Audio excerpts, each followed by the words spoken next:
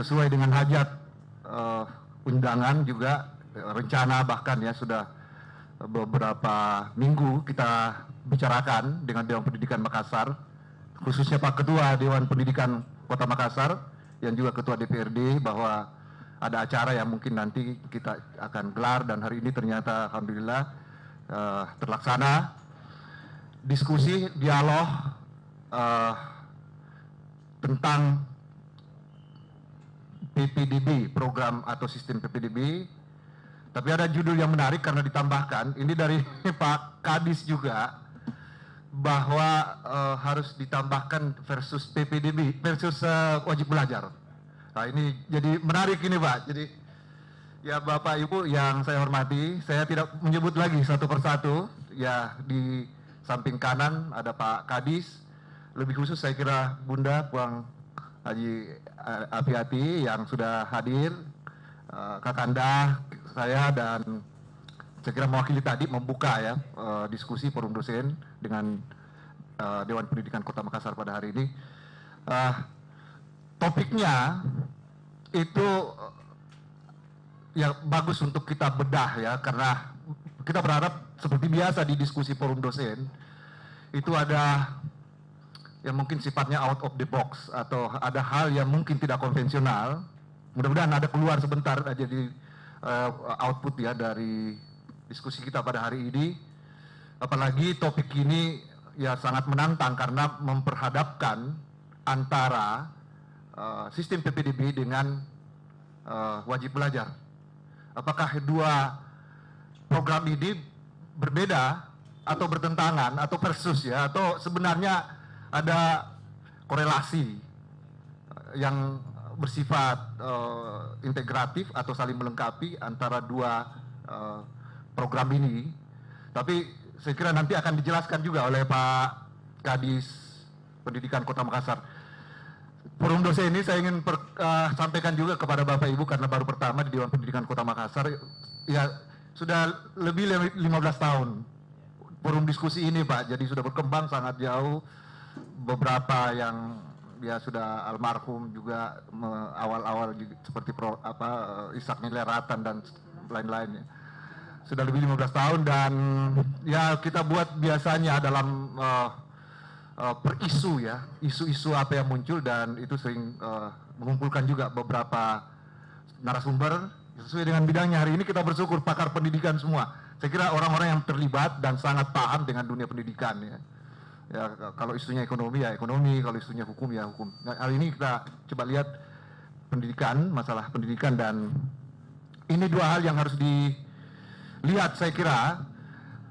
Yang pertama, saya ingin memantik saja dulu, tapi karena saya juga sebagai pembicara, saya sebagai ketua forum dosen, Prof. Haris mewakili Dewan Pendidikan Provinsi Sulawesi Selatan, kakanda saya dan guru saya kira beliau sama-sama kita juga di Dewan Pendidikan Provinsi Sulawesi Selatan, dan ya akan memberikan ya, ada juga dari Dinas Pendidikan, Kepala Kabid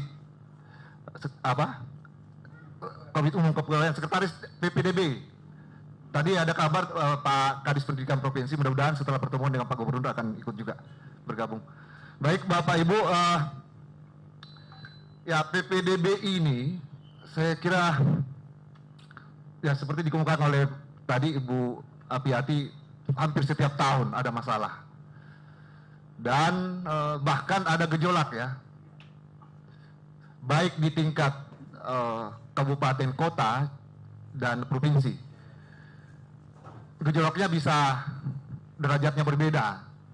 Ada yang mungkin masih, tapi ada yang agak sedikit lebih besar, bahkan menimbulkan protes sampai ke kepala daerah masing-masing ya, entah ke wali kota atau mungkin ke gubernur. Nah, PPDB ini sebenarnya idealnya sangat bagus.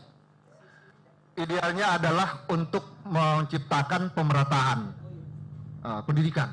Kan itu prinsip dasarnya. Setelah mendapat kajian dari Kementerian Pendidikan, bahkan puluhan tahun yang saya tahu dulu seperti dikemukakan oleh Kementerian, sudah Pak Muhajir Muhammad ya, Prof. Muhajir, bahwa ini sebenarnya sudah bertahun-tahun jadi kajian, dan kita anggap ini solusi terbaik yang sekarang.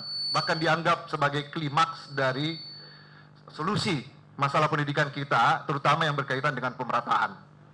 Nah, pemerataan, kesenjangan yang terjadi, lalu ya ketidakmerataan itu ya penyebabnya misalnya karena ada sekolah yang dianggap unggul, ada yang tidak unggul, ada favorit, ada tidak favorit, ada yang siswanya berprestasi, lalu ada yang dengan gurunya yang berkualitas, lalu ada sekolah lain yang tidak seperti itu, derajatnya lebih, kualitasnya lebih rendah, dan juga ya masalah kesempatan dengan kemampuan ekonomi yang dimiliki oleh orang tua siswa juga yang di sekolah tertentu masuk, lalu yang lain yang dianggap kemampuan ekonominya lemah di sekolah yang berbeda yang dianggap kurang berkualitas. Jadi termasuk jarak antara sekolah dengan siswa sendiri itu menjadi jalan keluar untuk menjadi solusi ya. Sehingga ya saya kira ini yang menyebabkan sehingga muncul program PPDB, Pak. Saya ingin menguraikan ini dengan agak sederhana karena kita perlu mempersamakan dasar pemikiran terhadap topik yang kita bicarakan. Nah, saya kira itu prinsipnya. Jadi dengan PPDB, sistem zonasi misalnya, PPDB itu 4 jalur ya, sistem zonasi, prestasi, afirmasi, dan perpindahan orang tua. Nah, memang bedanya dengan sistem sebelumnya itu ada pada zonasi, terutama ya, karena disinilah zonasi ini yang menjadi terobosan, karena melalui sistem zonasi tidak perlu ada lagi perbedaan antar sekolah, satu sekolah dengan sekolah lain ya, semua masyarakat punya kesempatan yang sama untuk masuk ke sekolah mana saja, tapi dengan aturan zonasi yang sudah dibuat. Ini ada kelemahan-kelemahannya, ada juga protes, ada gugatan, banyak sekali saya kira yang sudah mencuat ya di masyarakat, termasuk dari kalangan akademisi, para pakar berkaitan dengan sistem kritik terhadap sistem zonasi ini. Nah, nanti itu menjadi persoalan tersendiri, saya kira yang nanti bisa menjadi bahan diskusi kita. Tapi yang pertama, saya kira saya ingin mengantar dulu, nanti akan disampaikan oleh Pak Prof. Aris dengan Pak Kadis Pendidikan dan juga dari Dinas Pendidikan Provinsi dan Makassar. Nah, ada beberapa temuan untuk memantik saja yang saya ingin kemukakan berkaitan dengan penyelenggaraan PPDB. Tadi sudah disinggung oleh Pak Ibu Apiati tadi. Satu, masalah sosialisasi. Nah, sosialisasi ini masih tetap sebenarnya menjadi masalah besar karena banyak masyarakat yang belum paham tentang PPDB. Meskipun intensitas sosialisasi sudah dibuat, tapi saya kira ada problem.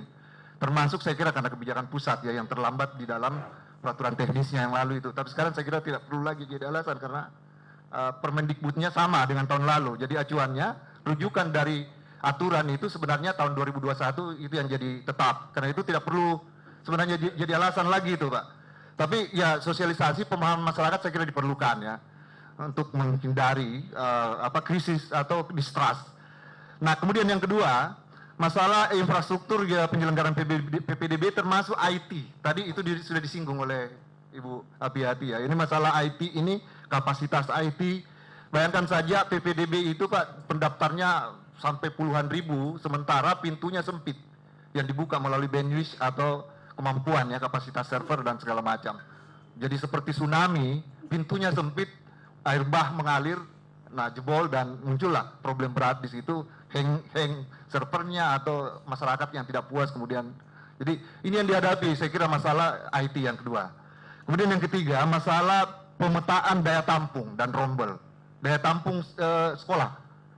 Ini saya kira tiap tahun juga jadi problem berat, Pak. Saya menemukan dan saya beberapa kali sebetulnya meminta Disdik agar merasionalisasi jumlah yang dikemukakan mengenai data ya siswa lulusan SMP yang mau masuk ke SMA, lulusan SD yang mau masuk ke SMP misalnya, karena ada ketidakseimbangan yang bahkan sangat serius antara jumlah siswa yang menuntut masuk di jenjang pendidikan dibanding kapasitas ruang belajar yang tersedia.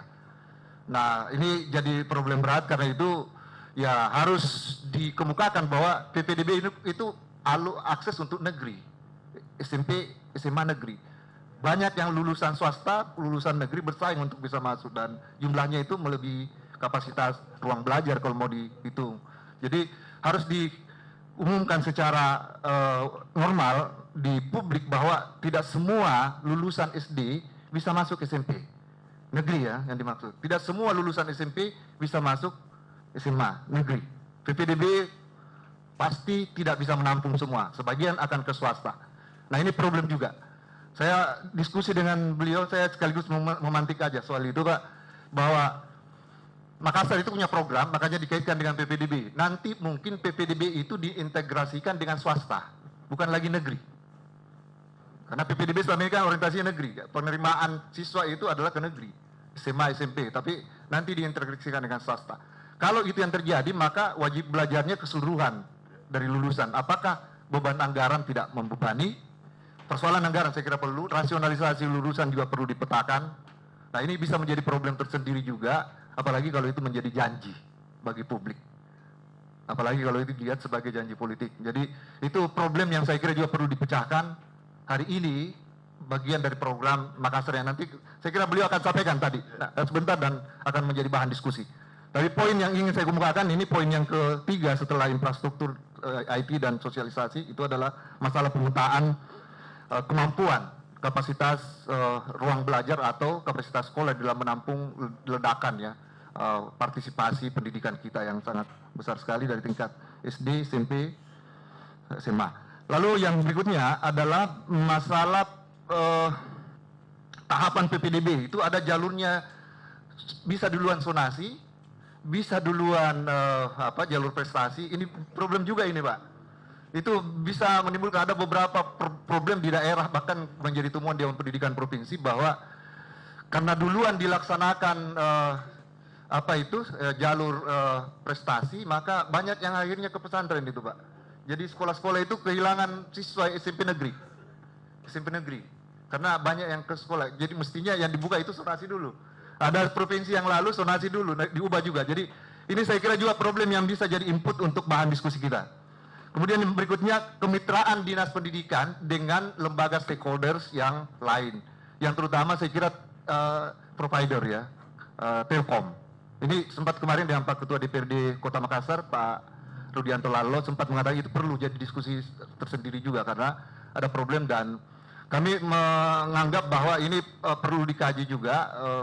Seharusnya kan karena kemampuan pemerintah barangkali, tapi ya penyelenggara pendidikan dalam konstitusi itu kan sebenarnya pemerintah, bukan swasta, bukan pihak yang berada di luar ranah ya, yang menjadi tanggung jawab di bidang pendidikan itu adalah Disdik. Nah ini saya kira juga problem karena kita tidak mampu di bidang pendidikan memiliki, nah Makassar kan mengalami seperti itu juga maupun provinsi, kapasitas IT sehingga harus bekerja sama dengan Telkom. Tapi Telkom bagaimanapun, saya sempat beberapa kali berbicara juga, Telkom itu adalah institusi swasta BUMN. Jangan sampai ada problem dari segi konstitusi juga, karena penyelenggara pendidikan dalam konstitusi kita itu adalah pemerintah. Jadi tetap basisnya adalah pemerintah. Nah, termasuk konteks transparansi ya, itu berkaitan dengan penyelenggaraan pendidikan dengan kerjasama dengan Telkom. Berikutnya saya kira yang masalah koordinasi dengan Disduk Capil, koordinasi dengan dinas sosial ya Pak ya. Ya itu semua itu perlu. KPU itu selalu tiap tahun juga mengalami kesulitan. Ini perbandingan saja data kependudukan Pak, cross checknya. Untungnya kalau ikut pemilu mencoblos itu tidak terekam di langsung live di atau real time ya di data di Dukcapil. Jadi tidak terekam, apakah tidak jelas apakah dia otentik KTP-nya dengan kartu keluarganya. Tapi di PPDB itu otentik Pak. Dibuat regulasi dan mekanisme sedemikian rupa agar bisa dipertanggungjawabkan bahwa yang mendaftar itu benar-benar sesuai dengan lokasi zonasinya dan segala macamnya. Jadi ini saya kira juga problem yang harus dibicarakan, koordinasi. Karena di Dukcapil pernah saya pantau dengan Ombudsman juga Pak Praturun dan mengatakan kita agak terdesak juga sementara kurang koordinasi di dinas pendidikan, baik provinsi maupun kabupaten kota. Ini juga input saya kira yang menjadi bagian penting untuk menjadi bahan buat diskusi kita. Saya kira partisipasi masyarakat penting, saya kira ini yang luar biasa saya kira hari ini. Dewan Pendidikan Kota Makassar ya, ini sebenarnya salah satu pilar yang sangat penting Pak. Stakeholder kita di dalam pengelolaan PPDB perlu ada dukungan yang lebih menyebar dan kuat ya, legitimasi ataupun juga bahkan ya sosialisasi yang bahkan sangat dibutuhkan dengan bantuan berbagai organisasi stakeholder seperti Dewan Pendidikan yang dilakukan oleh Kota Makassar. Saya kira kita patut apresiasi, kita patut beri jempol ya, kita patut berikan pujian, itu tidak salah bahwa acara pada hari ini bagian dari sosialisasi dan bagian dari upaya untuk memperkuat kebijakan, memberi penguatan ke publik agar juga dapat dipahami berkaitan dengan penyelenggaraan PPDB. Itu saya kira beberapa catatan Pak berkaitan dengan PPDB. Saya agak cepat-cepat sedikit biar kita nanti bisa lebih menyebar diskusinya. Kemudian satu hal lagi yang saya kira berkaitan wajib belajar. Nah ini wajib belajar ini kan seluruh daerah, tidak seluruh ya, mungkin ada daerah yang belum punya perda. Perda wajib belajar Pak. Kalau itu jadi perda seharusnya bisa dilaksanakan. Tapi faktanya itu tidak berjalan perda itu di lapangan. Berjalan tapi ya mungkin sangat minimal. Sesuai dengan harapan dari perda itu bahwa seluruh warga negara itu ya sesuai dengan wajib belajar. Bahkan termasuk PPDB itu salah satu faktor yang mungkin menjadi penyebab gagalnya perda itu secara intensif ya. Karena tidak terekam apakah PPDB itu lulus semua atau bahkan ada yang bahkan tidak lulus di PPDB lalu akhirnya menyalahi perda itu, akhirnya mereka ATS menjadi anak tidak sekolah. Nah ini saya kira salah satu faktor yang juga masih menjadi penelitian penting itu Pak menurut saya, apakah PPDB dan di mana dan berapa dampaknya terhadap terjadinya anak tidak sekolah. Anak tidak sekolah itu Prof Heri, saya kira ada Prof Heri. Prof Heri lebih tahu ini, Prof Heri.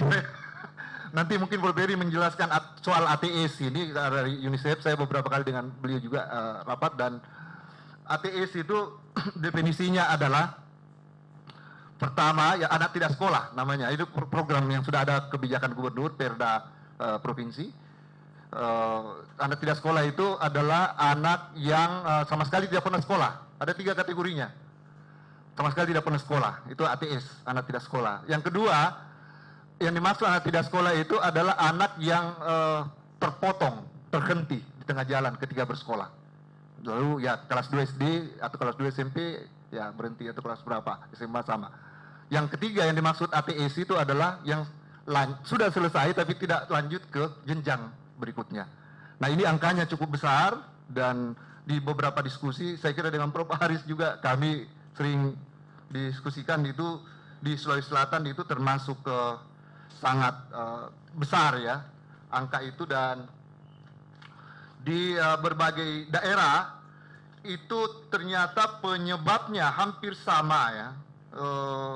Pertama karena faktor anggaran, itu alasannya anggaran, sehingga tidak mungkin membiayai semua. Nah ini saya kira program wajib belajar ini perlu kita tanya nanti ini, apakah tidak ada lagi anak tidak sekolah, apakah datanya ada? Kalau datanya ada, seberapa persen itu anak ATS? Atau kalau anggarannya ada, seberapa persen yang di cover oleh anggaran itu dari populasi ya anak sekolah di tingkat pendidikan dasar yang menjadi ranah dari provinsi ya, dinas pendidikan kabupaten kota. Provinsi itu Pak ranahnya adalah SMA, SMK. Jadi tanggung jawab ATS-nya ada di situ. Nah itu saya kira juga yang sangat penting. Kemudian penyebabnya yang kedua itu adalah faktor sosiologis. Penyebabnya faktor sosiologis itu adalah orang tua itu kalau anaknya sudah bisa membaca itu dianggap ya tidak penting lagi dia lanjut. Ini saya pernah beberapa kali juga di sekolah mendapatkan keterangan kepala sekolah itu mendatangi orang tua anak dan meminta anaknya sekolah, jangan putus. Kelas 2 sudah berhenti, tapi orang tuanya memang tidak mau Pak. Nah, ini juga problem berat. Dan yang ketiga itu adalah berkaitan dengan pernikahan dini ya. Nah ternyata pernikahan dini itu juga jadi penyebab dari anak putus sekolah. Jadi ya setelah nikah ya kemudian mereka berhenti sekolah ya. Nah ini saya kira yang menjadi bagian penting. Presentasinya sebenarnya ada beberapa, tapi saya tidak pasti, cuma beberapa diskusi yang saya ikuti itu persentase dari ATS itu sangat tinggi ya di Sulawesi Selatan, baik dari tingkat SD, SMP maupun SMA.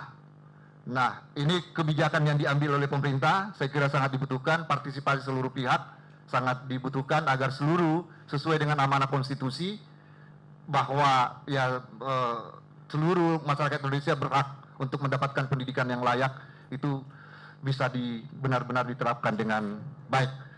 Nah, inilah saya kira yang menjadi pengantar diskusi sekaligus mungkin materi saya dan menjadi pemantik buat kita.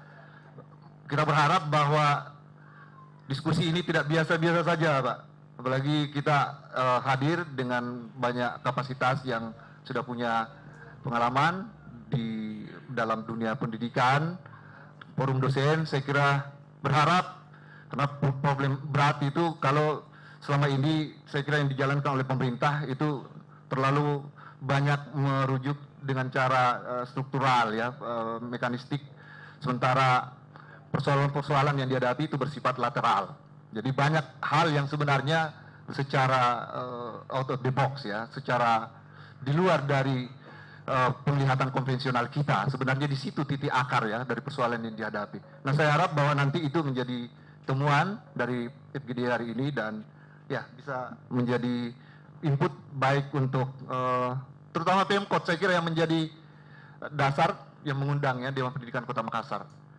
Saya kira cukup Pak untuk saya sampaikan dan itu bisa menjadi bagian dari bahan kita juga untuk mendiskusikan. Saya persilakan dulu, beliau dulu ya, silakan Pak Kadis Pendidikan Kota Makassar menjelaskan.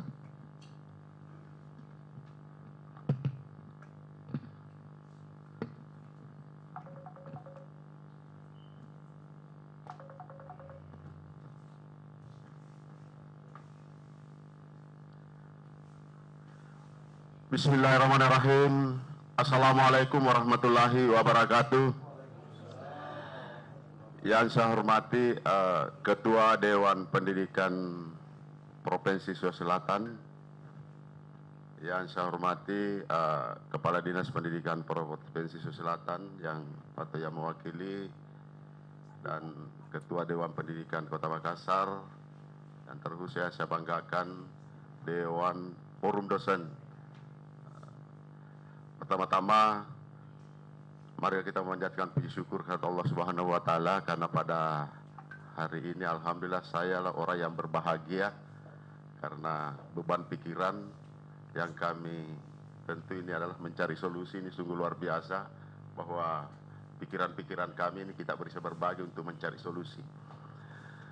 Saya juga mengucapkan terima kasih kepada Dewan Pendidikan Kota Makassar bersama Dewan Pendidikan Provinsi Sulawesi Selatan terkait dengan apa yang kita bahas hari ini, dan tentunya kita tidak fokus saja PPDB, tetapi kita berfokus terhadap anak-anak sekolah ya, anak-anak yang usia yang wajib sekolah. Tentu kami di pemerintah Kota Makassar, khususnya Dinas Pendidikan Kota Makassar, tentu acuan kami adalah yang pertama bahwa di dalam visi misi bahwa wali kota ada program prioritas revolusi pendidikan semua harus sekolah. Nah, kalau kita ambil makna daripada ini, tanggung jawab ini berarti bahwa ini sejalan dengan undang-undang yang Dasar 45 bahwa setiap warga negara berhak mengecam pendidikan. Itu. Dari revolusi pendidikan semua harus sekolah, kami berangkat dari itu bahwa tentunya bahwa tidak ada anak yang putus sekolah, anak yang tidak sekolah dalam usia wajib sekolah. Oleh karena itu Bapak Ibu yang saya hormati, kami dari Dinas Pendidikan ada dua hal yang substansi permasalahan yang kita hadapi untuk mengatasi ini. Maka ada dua yang kami lakukan di samping secara formal dan non formal dalam hal ini adalah pendidikan kesetaraan. Itu akan menjawab nanti, saya akan jelaskan seperti apa langkah-langkah pemerintah Kota Makassar, khususnya Dinas Pendidikan untuk mengatasi semua ini. Oleh karena itu Bapak Ibu yang saya hormati, tentu di PPDB kita lari ke formal. Jadi revolusi pendidikan semua harus sekolah, berarti itu kata kunci bahwa tidak ada alasan bahwa di Makassar itu tidak ada anak yang tidak sekolah, hanya persoalan tidak tertampung. Di dalam panduan yang dikeluarkan Peraturan Menteri Pendidikan dan Kebudayaan Republik Indonesia jelas bahwa itu hanya mengevaluasi pelaksanaan yang lalu. Tapi Saya berdiskusi dengan Pak Ketua Dewan Pendidikan beberapa hari yang lalu bahwa kami kepingin rindu, jadi semuanya koordinasi dengan provinsi Pak sudah kami lakukan dengan Kadis Pendidikan. Artinya kita bicara tentang tanggung jawab. Jadi kami meminta bahwa pendidikan itu kita tidak bicara kewenangan. Kapan kita terjadi bicara kewenangan, maka inilah peluang besar untuk terjadi ATS itu terjadi. Oleh karena itu memang kolaborasi.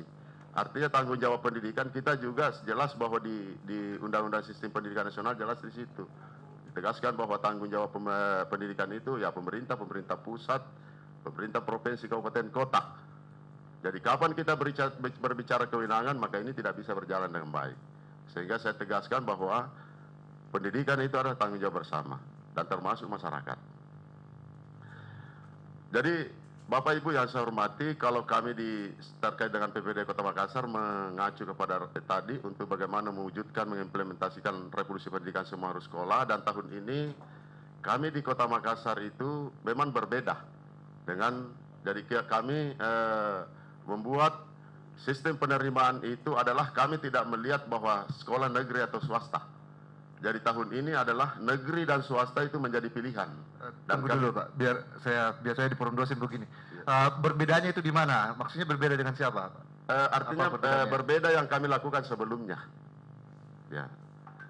Artinya tahun ini swasta negeri kan yang lalu itu selalu kita berbicara, makanya terjadi juga saya kan banyak menginput tentang persoalan-persoalan dengan teman-teman setelah kami beberapa sekolah swasta atau yayasan berdiskusi dengan kami bahwa itu ada diskriminasi. Karena selama ini selalu dikatakan bahwa nanti negeri terus yang dibahas. Sekarang tanggung jawab pemerintah sekolah negeri. Sehingga hari ini saya dudukkan bersama bahwa dalam portal penerimaan PPDB nanti ini kita menjadi dua pilihan Pak. Kami juga sonasi, jadi nanti ada kami kirim tadi, yaitu kemarin, berapa di wilayah ini, dan tentu sonasinya juga, kami tidak menjawab contohnya keluhan masyarakat Kota Makassar, Mariso. Mariso itu kan satu saja sekolahnya kalau daerah wilayahnya, kalau kita kecamatan, sonasi kecamatan. Tetapi kami sonasi dengan map. Artinya bisa Mariso itu bisa Mamajang, bisa Tamalate, bisa apa. Jadi kami sonasi seperti itu. Karena kapan kita sonasi kecamatan, maka muncul persoalan. Ini yang menjawab saya lakukan tahun ini. Dan swasta itu adalah menjadi pilihan. Dan setiap swasta kemarin, mulai dari bulan Mei kami sudah mengirim link. Ada link untuk mengisi profil. Dua tujuan kami bahwa proses pendidikan itu menuju kepada tadi kita mau kualitas. Jadi tidak ada lagi sekolah yang unggul, tapi semua adalah akses mutu pendidikan itu sama. Nanti juga kami jelaskan mungkin seperti apa kami untuk mencapai itu. Tentu kami adalah program yang kami lakukan. Tentunya kami prioritaskan dari 8 standar nasional pendidikan untuk mencapai itu. Kemudian persoalan-persoalan ini kami akan tentunya yang dilakukan oleh sistem sonasi, sistem afirmasi dan sistem penerimaan prestasi dan ini itu tetap kami mengacu kepada itu. Nah tentu langkah-langkah yang kami lakukan bahwa untuk di Kota Makassar, dan saya sudah sampaikan seluruh masyarakat dimanapun kami, baik di live radio atau apa dan sebagainya, saya sudah sampaikan tidak ada lagi alasan bahwa orang tua tidak menyalurkan karena revolusi pendidikan semua revolusi pendidikan semua harus sekolah ini adalah menjadi tanggung jawab pemerintah. Berarti apa tanggung jawabnya orang tua, maka itu dia wajib untuk menyiapkan anaknya untuk sekolah. Nah tentunya kami selaku Kepala Dinas Pendidikan Kota Makassar, artinya tugas kami bukan berbicara sampai berakhir selesai proses PPDB, ini hanya proses. Tetapi tugas kami adalah nanti berakhir tugas kami kalau semua anak yang mau sekolah sudah masuk tertampung semua di sekolah. Oleh karena itu tahapan-tahapan yang kami lakukan, yang pertama adalah kami memang sudah membuat masuk perwali sudah selesai dengan rujuk apa yang dibutuhkan dalam dasar-dasar hukum. Kemudian yang paling penting di situ adalah problem masyarakat kemarin tentang sonasi. Nah setelah kami melihat persoalan-persoalan di situ bahwa ternyata memang bahwa contoh kemarin Bapak Ibu yang saya hormati, ini sonasi setiap sekolah itu titik koordinatnya itu berbeda-beda. Saya kasih sampel saja SMP Negeri 8. Jadi pada saat kami rapat koordinasi saya minta SMP 8. Pada saat tahun sebelumnya Anda menetapkan titik koordinat di mana? Langsung diambil Pak, dia katakan saya ambil pintu gerbang. Makanya wajar kalau yang di belakang itu keberatan. Makanya tahun ini kami tetapkan semua titik koordinat sonasi itu adalah median tengah. Jadi itu saya kancing di situ di portal median tengah sekolah. Jadi kalaupun dikelilingi rumah dengan tembok di situ, berarti artinya meminimalisir persoalan-persoalan yang muncul. Kenapa itu dia bisa? Padahal kalau kita di SMP 8 itu bisa di depannya itu area, jadi kalau di belakangnya itu rumah sakit, pasti merasa dirinya bahwa saya ini dekat sekali. Tapi kan kalau ditarik pasti ada perbedaan-perbedaan itu. Sehingga itulah solusi untuk mengatasi. Kemudian yang kedua, ini perlunya memang data. Jadi kami sudah mengambil, kemarin kami tugasi oleh operator kami beberapa, kami langsung ke Pusdatin Pak, ke kementerian. Ternyata inilah yang membuat persoalan-persoalan tentang zonasi. Kemarin itu ada 20% siswa yang ada di Davodik bahwa tidak sesuai dengan KK. Artinya 20% ini merah Pak, kalau data Pusdatin. Jadi kami sudah tarik semua itu, inilah yang kami sudah perbaiki. Ya, data Pusdatin itu ada 20%. Contoh, anak ini pada saat dia masuk SD, titik koordinat yang dipakai di situ. Jadi itulah yang terupdate terus, tapi pada saat dia tidak pernah update sesuai dengan KK. Sehingga ini kami perbaiki semua. Alhamdulillah ini kami sudah lakukan tahapan-tahapan itu. Termasuk di FAUD. Di FAUD itu kalau berdasarkan data itu masih ada kurang lebih 10.000, ada datanya lengkap Pak. Di situ saya sudah kirim, mungkin sudah dikirim di kami. Itu ada hanya 13.000 yang melakukan mengikuti jenjang PAUD. Nah, berarti ada yang tidak PAUD.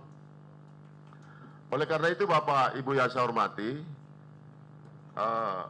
kalau kita berdasarkan dengan ini, kami juga sandingkan. Jadi tadi ini kami dalam bekerja itu kami ada dari sosial 3 orang sebagai operator untuk sebagai afirmasinya nanti Pak, data DTKS.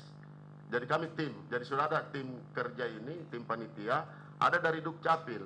Jadi apabila nanti ada anak yang tidak perlu divalidasi terkait dengan NIK-nya, itu tugasnya nanti Dukcapil dan sudah ada di kami. Karena memang sebelumnya itu kami sudah menyurat minta nama untuk itu masuk dalam tim PPD, kita dulu bersama. Kemudian terkait dengan ini, tentu kita mau lihat daya tampung sekolah. Jadi kami nanti langsung masuk Pak ya, daya tampung dulu. Ya efektif juga, karena kalau saya jelaskan tentang ya, kalau daya tampung untuk di SD dulu saya jelaskan Bapak Ibu sekalian. Ini kalau berdasarkan di data kami, ya, data ini ada di anak usia 6 tahun di Kota Makassar itu yang ke atas wajib dasar itu 21.946. Kemudian lulusan PAUD untuk Kota Makassar berdasarkan di Davodik itu 13.857. Berarti dari 21 ini anak usia data sipil ini Pak, kami ambil dari data Dukcapil dengan statistik. Ya. Anak usia 6 tahun tidak PAUD itu 8.089. Berarti sementara daya tampung SD negeri di sini kalau berdasarkan rombongan belajar dikali 28, 853, maka kita 23.884. Sementara di sekolah swasta 228 rombongan belajar ke 28, 6.000. Maka daya tampung SD negeri swasta itu 30.000, berarti ini bisa teratasi semua. Jadi kalau kita mau lihat di situ dengan data yang ada. Karena di sini ada kan yang di luar juga Pak. Jadi 830 D ini terisi jadi ada kelebihan kuota. Itu sebenarnya memungkinkan untuk itu. Ya. Terus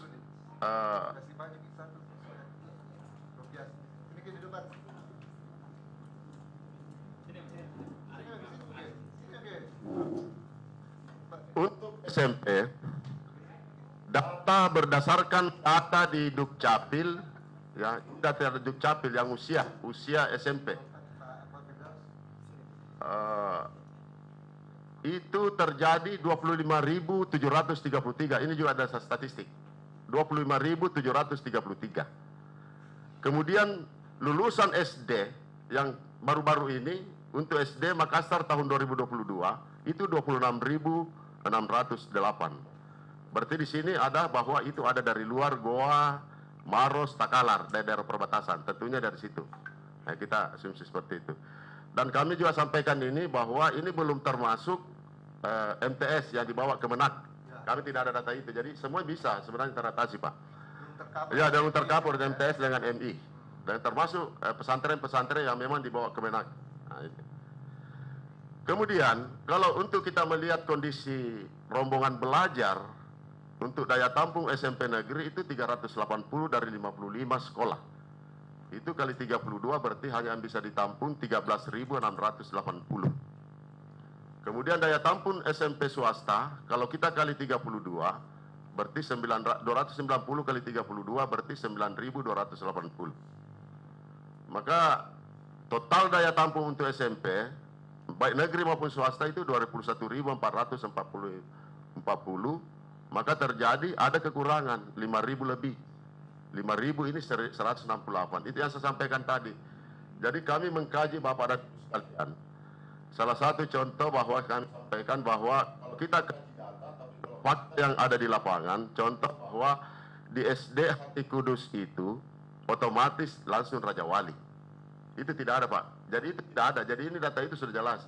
Bahwa di Hati Kudus itu dengan Katolik Raja Wali dalam satu kompleks, itu otomatis tidak perlu kita pikirkan karena dia langsung masuk tertampung di SD SMP Raja Wali. Sama dengan Atira. Atira itu SD-nya, TK-nya langsung SD, langsung masuk seperti itu. Nah, ini Bapak dan Ibu yang saya hormati. Yang kemudian, tahapan-tahapan penerimaan, kami sosialisasi tadi, ini sudah kami simulasi internal terkait dengan portal. Seperti apa yang kami lakukan, kami manfaatkan, jadi kita tidak bicara tentang anggaran, tapi karena sudah ada fasilitas yang kami info, ya. Kemudian kami backup dengan server di luar, Pak. Ya, ada server yang kami backup untuk ini. Alhamdulillah kemarin kami sudah uji internal seluruh operator sekolah terkait dengan portal ini. Dan hari ini, 3 hari ini adalah kami melatih bintek semua operator sekolah. Karena nanti layanan tidak ada lagi di dinas pendidikan. Layanan semua adalah di sekolah. Dan portal ini nanti insya Allah hari Senin kami juga akan memaparkan di hadapan Bapak Wali Kota sekaligus launching langsung kita simulasi eksternal kepada masyarakat Kota Makassar. Simulasi eksternal ini portal nanti kami lempar untuk di seluruh masyarakat Kota Makassar untuk diuji coba selama 6 hari. 3 hari untuk SD, 3 hari untuk SMP. Kita uji di situ dan kemudian sebelum tanggal 20. Karena kita mau mencari apa yang menjadi, dan termasuk juga dalam portal kami sudah membuat sesuai dengan keluhan-keluhan kemarin orang tua. Oh ini bagaimana susah masuk. Sekarang itu kami tuntun betul-betul.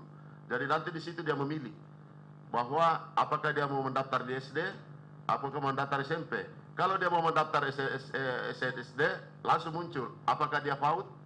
Kalau dia PAUD, langsung lanjut. Kalau dia tidak PAUD, ada nanti di situ apa? Basis NIK. Apakah dia punya NISN? Nah, itu nanti kita begitu. Jadi orang tua itu akan terarah seperti itu. Kemudian yang terakhir, Bapak Ibu semua yang saya hormati, kenapa kami lakukan ini? Tentunya SD. Karena ada tadi yang tidak PAUD.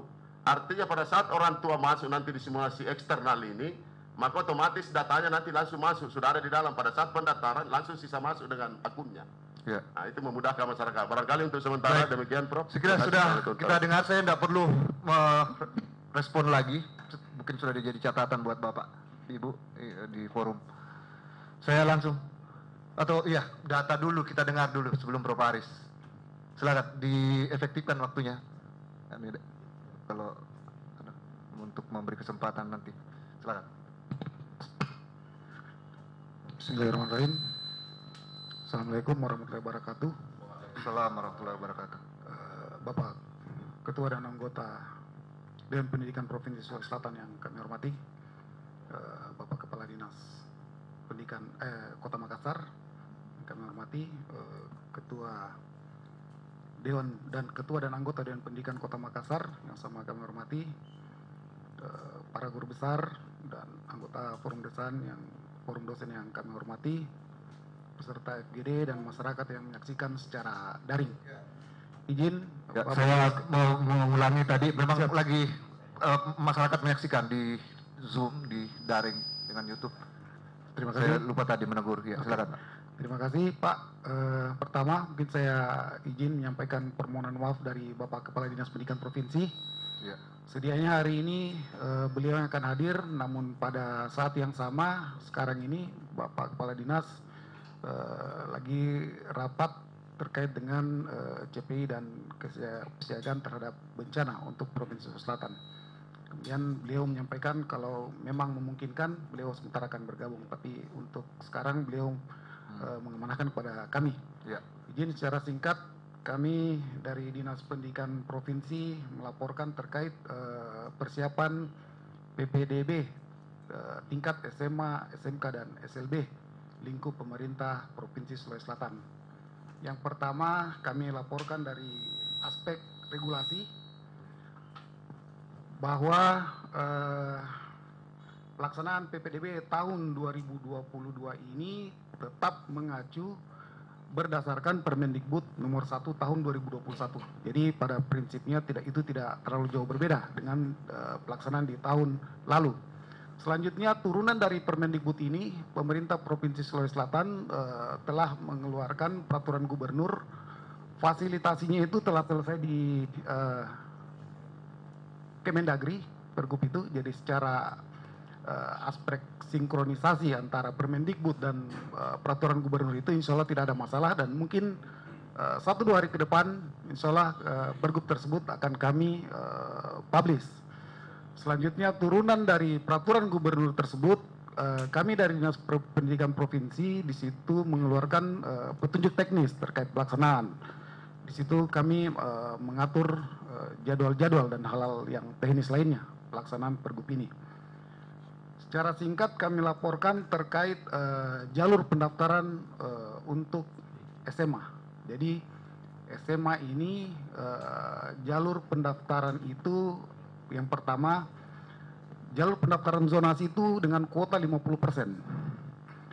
Selanjutnya untuk prestasi akademik itu kuotanya 20%. Selanjutnya untuk afirmasi 15%. Dan untuk prestasi non akademik itu 10%. Dan selanjutnya di situ sisanya itu ada perpindahan tugas orang tua dan wali. Selanjutnya untuk jalur pendaftaran SMK itu 60% itu dialokasikan untuk prestasi akademik. Sisanya yang untuk sisanya itu prestasi non akademik 15%, afirmasi 10%, dan selanjutnya sisanya itu dibagi juga untuk prestasi akademik dan afirmasi untuk mitra SMK, dalam hal ini dunia usaha dan dunia industri yang kisarannya itu hanya 3%. Selanjutnya kami laporkan juga bahwa terkait kesiapan dari sisi karena pelaksanaan PPDB tahun ini berjalan sama seperti tahun sebelumnya, kami laporkan terkait kesiapan dari sisi aplikasi dan server. Tahun ini Dinas Pendidikan sudah menyiapkan server yang kita didampingi langsung oleh Infocom, dan insya Allah servernya itu dedicated, jadi itu saya kira tidak ada persoalan, tergantung dari berapa kapasitas yang masuk, dan server insya Allah akan menyesuaikan dengan pengawalan Infocom. Adapun terkait kerjasama dengan stakeholder terkait, yaitu terkait kerjasama dengan Dukcapil untuk sinkronisasi data NIK untuk keperluan terkait alamat domisili, itu sudah kami laksanakan dengan Dukcapil, dan insya Allah kita sudah menandatangani MOU bersama Dukcapil untuk kita diberikan akses secara online kepada data server yang dimiliki oleh Dukcapil. Itu untuk keperluan domisili antara jarak domisili siswa dan sekolah. Terkait dengan afirmasi, kami juga sudah menandatangani kerjasama dengan Dinas Sosial untuk kiranya Dinas Sosial menyediakan data PKH. Itu kami sudah insya Allah untuk itu mungkin besok data tersebut akan kami ambil dan akan kami integrasikan dengan aplikasi yang ada pada Dinas Pendidikan Provinsi. Terkait dengan jumlah rombel dan daya tampung, kami laporkan bahwa saat ini Dinas Pendidikan Provinsi Sulawesi Selatan di 24 kabupaten itu secara total kami memiliki 520 sekolah SMA, SMK, SLB. SMA itu dengan jumlah 332, SMK 165 dan SLB sejumlah 23 sekolah. Adapun rombel di SMA itu berjumlah 2.348 dengan daya tampung 76.706 siswa. Selanjutnya SMK itu ada tersedia untuk sekolah negeri, yang tadi yang kami bahas adalah sekolah negeri, 1.227 rombel dengan jumlah kota siswa itu 42.945. Jadi di tahun 2022 ini daya tampung kami di negeri itu berjumlah kurang lebih sekitar hampir 120.000 jumlah siswa yang siap kami terima di SMA, SMK dan SLB. Terkait dengan penentuan zonasi itu, kami laporkan bahwa itu ditentukan melalui musyawarah yang dilakukan oleh kepala sekolah, MKKS dan MKPS serta melibatkan cabang dinas.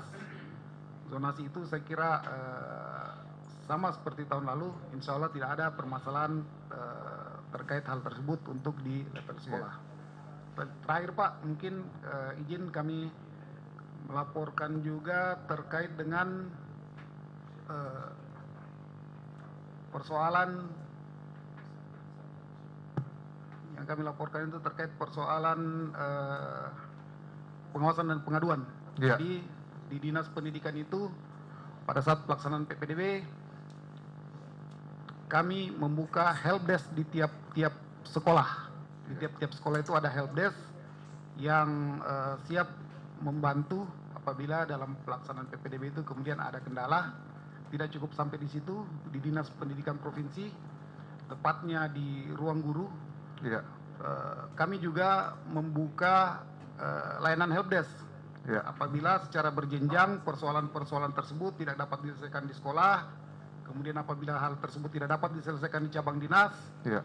kemudian persoalan itu insya Allah kami akan selesaikan di tingkat provinsi, yang dalam proses penyelesaian sengketa itu kami akan melibatkan Inspektorat Provinsi, Ketua dan Pendidikan dan Anggota dan Pendidikan, Ombudsman Provinsi, Kepala Cabang Dinas Pendidikan Wilayah, dan Koordinator Pengawas Sekolah.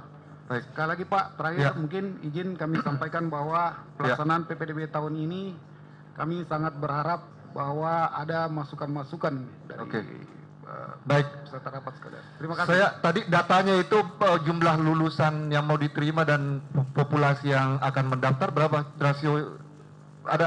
Secara kalau kita lihat secara akumulasi negeri dan swasta, Iya. itu sebenarnya kita kelebihan rombel, Pak. Ah, itu harus hati-hati itu Pak. Nanti mungkin menjadi bahan diskusi karena Tapi selalu kalau kita berbicara negeri, selalu kita ada lihat statement siap. kelebihan ruang belajar rombel. Apabila Artinya, diakumulasi Pak, secara negeri kesan dan yang swasta. muncul di publik adalah bahwa semua pendaftar itu lulus karena ada lebih, bahkan lebih lagi ya. Nah ini saya kira problem dan faktanya tidak seperti itu dengan lulusan yang segitu banyak. Tapi saya kira itu mungkin menjadi bagian dari diskusi kita Pak Siap, ya. Zairin, yang saya kira pemerintah penting ya memberikan data mengenai lulusan ya secara tepat. Menjelaskan. Silakan di sini kita ke sini deh. Di sini di depan. Pak Firdaus silakan. Dekat situ gitu. Yang di belakang situ. Ya situ gitu. Pak Firdaus di sebelah situ. Biar di situ. Situ gitu. Memang beliau saya kira tadi. Ya biar ini. Udah kejepit di belakang. Baik, saya kira agak ya diskusinya kita lanjutkan ke Prof. Aris ya. Nah ini beliau mantan rektor UNM, tokoh pendidikan Lapasti, dan saya kira beliau bergelut juga banyak sekali permasalahan pendidikan. Silakan.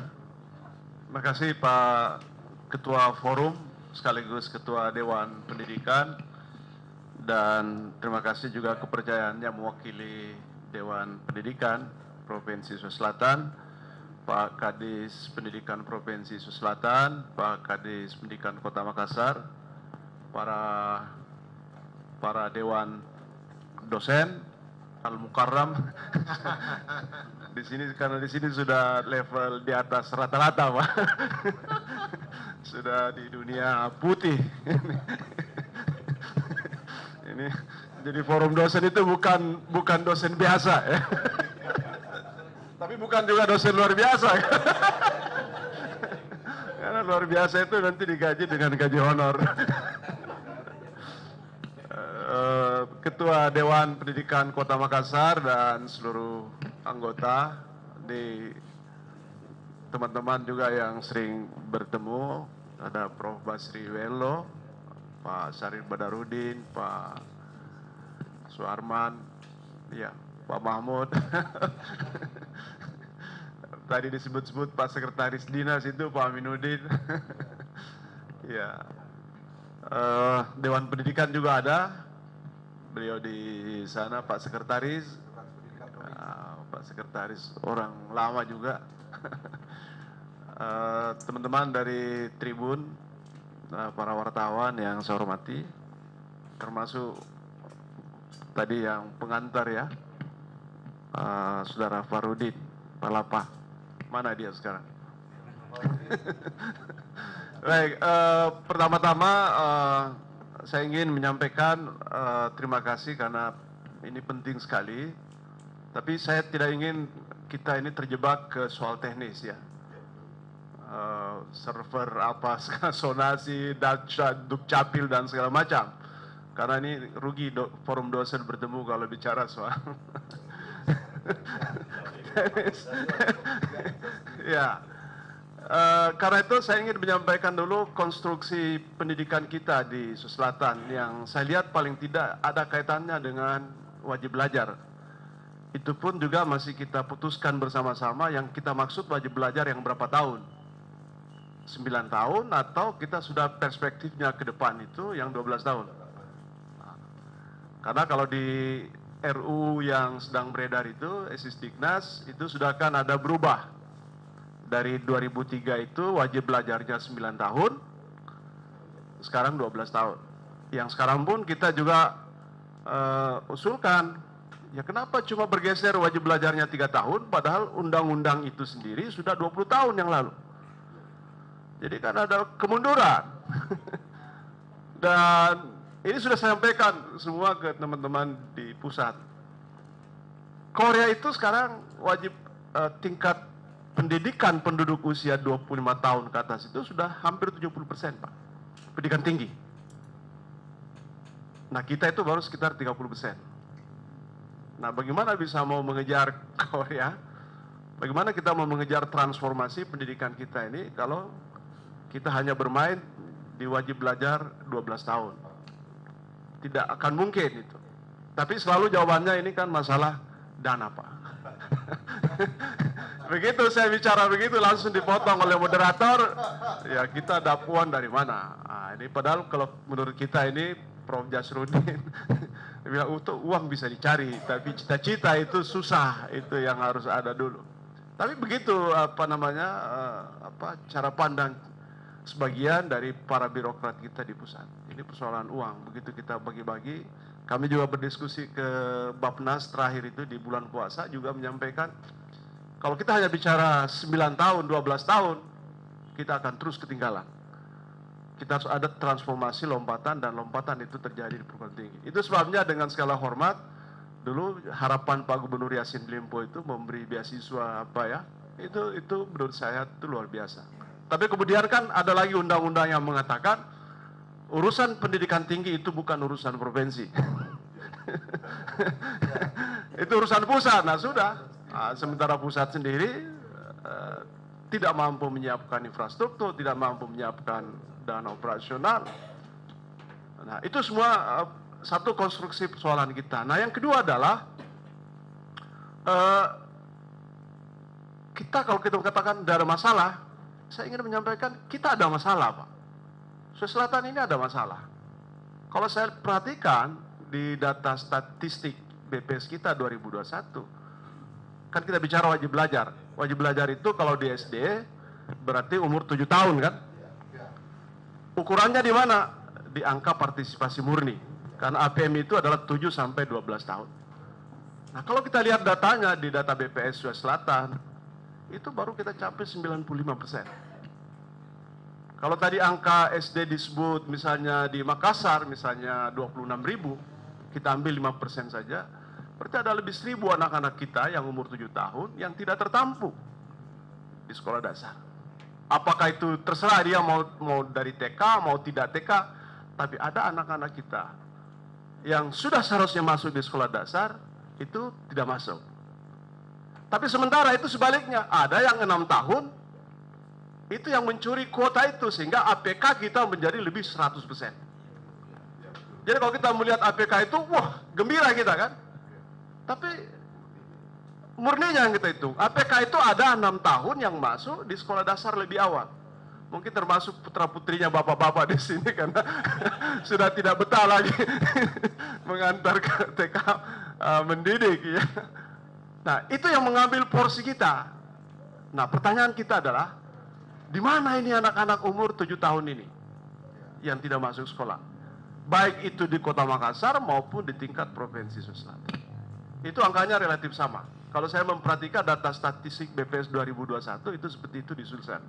BPS 2020 juga di Kota Makassar seperti itu. Itu di SD, Pak. Di SMP menurun lagi 70%. Kita bicara wajib belajar SMP itu umur berapa? 13 ke 16 ya. 15 tahun. 13-15 tahun. Angkanya sekitar 70%. Pertanyaannya di mana 25% anak-anak kita ini? Oke lah, kursi tersedia, tapi ini kenapa data statistik ini bicara begini? Apakah datanya yang perlu kita rubah ini? Ya. Nah, di mana ini? Nah, ini sebabnya maka satu pertanyaan saya adalah siapa yang bisa menjamin, siapa yang bisa memastikan, dan siapa yang bisa melaporkan bahwa semua anak-anak kita ini sudah mengikuti wajib belajar? Ini tidak ada. 20 tahun Indonesia, itu di level negara begitu, provinsi, kota juga begitu. Kita nggak bisa. Jadi kalau misalnya kebijakannya Pak Wali Kota semua anak harus sekolah, oke, jargon itu penting. Tapi siapa yang bisa memastikan kata-kata Pak Wali Kota itu benar terjadi di lapangan? Siapa? Nah, kita siapa yang bisa mengawasi ini bahwa di Biringkanaya masih ada anak-anak di sana yang tidak masuk sekolah? Karena tadi, kalau otomatis ini bagus sekali sebenarnya. Kalau anak SD otomatis masuk SMP itu bagus sekali. Nggak usah ada PPDB, Pak. Ya, SATAP. Nah, karena itu yang saya mau katakan, PPDB yang sudah kita gulirkan sejak 2017 dengan misi memperluas pemerataan, itu tidak memberi dampak apapun terhadap aksesibilitas anak-anak kita. Jadi problemnya menurut saya bukan di PPDB-nya. PPDB ini baik-baik saja, itu kan cuma cara saja, ada zonasi, prestasi, ada kolusi, itu cara saja. Yang penting kan semua anak-anak sekolah apa? Lewat jendela, ya bagi saya, yang tidak baik itu kalau anak-anak yang sudah tidak mau sekolah, itu yang apa namanya. Jadi misi kita itu PPDB. Jadi ada sesuatu di belakang ini, di balik PPDB ini yang menyebabkan kenapa ini angka tidak sekolah kita makin tinggi. Tadi sudah terungkap, ada pernikahan dini misalnya. Tapi itu kan bagian kecil saja yang terjadi di SMP. Nah, tetapi ini tadi, yang masih jelas-jelas lulus di SD tapi tidak masuk di SMP. Ini di mana ini bersembunyi anak-anak kita?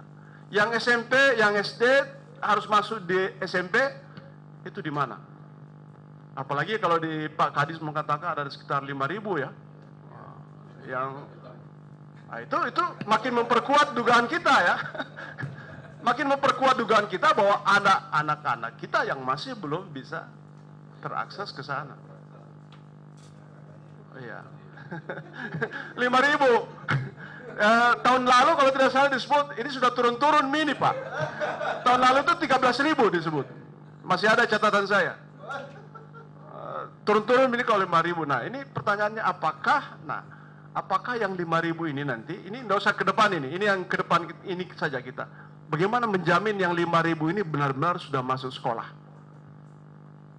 Ya, ini bukan pekerjaannya Pak Kadis saja ini ya. Ini tanggung jawab kita bersama untuk melihat. Tapi menurut saya kita harus punya sistem Pak untuk bisa dengan mudah melacak anak-anak ini. Nah, entah apa namanya, apakah ada podi kita pakai, apakah bikin aplikasi sendiri, aplikasi semua anak harus sekolah untuk memastikan bahwa ini bisa terlacak titik-titik di mana anak-anak ini yang tidak bisa. Apakah kita menggunakan cara manual untuk memastikan kepada kepala sekolah bahwa semua anaknya itu harus membuat laporan sudah masuk semua di SMP. Karena di situ titik missing linknya Pak. Kepala sekolah merasa saya tidak ada kewajiban untuk menyampaikan anak-anak sudah lulus, kewajiban saya sampai lulus. Tapi bisakah Pak Kadis kita beri pekerjaan tambahan kepala sekolah kita? Dia bisa harus melaporkan kemana anak-anak mereka ini lulus. Dan Dewan Pendidikan bisa memverifikasi secara sampling. Cari, betul kayak ini. Bukan Dede Kulantu apa kan? Ini kan. Kalau tidak sanggup mengurusi sendiri, undang Dewan Pendidikan Provinsi. Karena bukan apa, ini Makassar ini harus kita jadikan contoh, pilot untuk apa namanya? Karena Dewan Pendidikan Provinsi juga berdomisili di Makassar. Mana dia bilang, mengapa mengurus Maros, Makassar sendiri tidak bisa ini poinnya Pak. Sehingga ada pertanggungjawaban kita kepada Pak Wali Kota atau kepada siapapun, kepada publik, bahwa anak-anak ini semua betul-betul sudah tersalur. Jangan sampai muncul lagi data-data BPS begini, cerita kita lain, BPS juga lain. Yang terjadi di lapangan juga itu berbeda-beda. Nah karena itu satu. Jadi yang kedua adalah agenda kita yang kedua itu mencari ini akar persoalan. Dalam skenario pembiayaan kita kan ada beberapa. Pertama, biaya investasi itu tanggungan negara. Membangun sekolah, membangun ini SMK, SMA tanggungan provinsi, SMP tanggungan kabupaten. Boleh jadi disebut itu sudah selesai. Dengan berbagai cara, ada regrouping, ada model bagaimanapun, biaya personal itu ditanggung oleh negara dalam bentuk KIP bagi mereka yang tidak mampu. Ada beasiswa. Jadi seharusnya tidak ada alasan bagi anak miskin untuk tidak sekolah menurut kita. Nah, tapi kenapa ini masih muncul ini angka-angka ini, Pak? Dan di SMA itu baru sekitar 50%. Bayangkan ini. Yang disebut tadi Pak Kadis baik-baik saja. Kenapa ini angka kita begini? Nah, kemana ini? Nah ini di mana titik persembunyian anak-anak ini yang kita perlu lakukan untuk bisa menelusuri itu. Ini barangkali untuk mekanisme itu bukan PPDP yang diperlukan, tapi buruh sergap.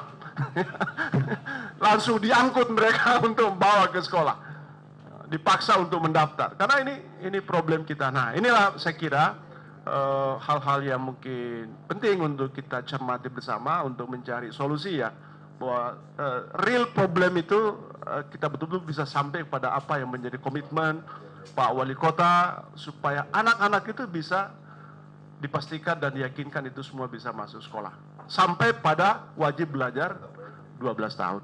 Saya kira demikian, terima kasih. Assalamualaikum warahmatullahi wabarakatuh. Ya, baik. Bapak Ibu, saya kira sudah jelas ya, masalah yang dihadapi juga sudah disampaikan. Tapi ada catatan menarik tadi, data dari provinsi yang disinggung itu, angka partisipasi murni sekolah ya, yang tingkat SMA itu sekitar 70% lebih, ya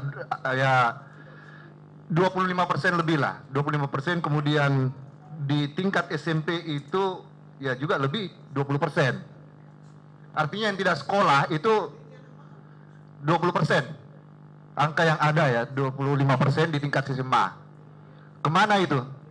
Padahal sebenarnya kan pemerataan pendidikan harus sampai ke seluruh masyarakat. Nah itu saya kira data yang menarik yang dikemukakan. Saya sempat tanya tadi juga Pak Kadis Pendidikan Kota Makassar.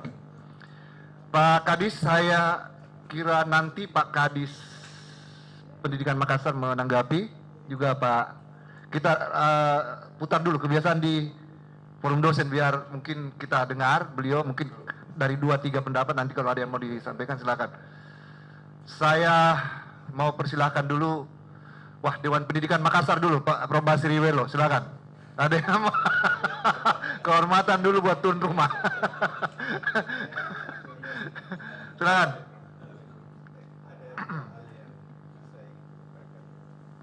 Ya. Mic-nya enggak itu ya?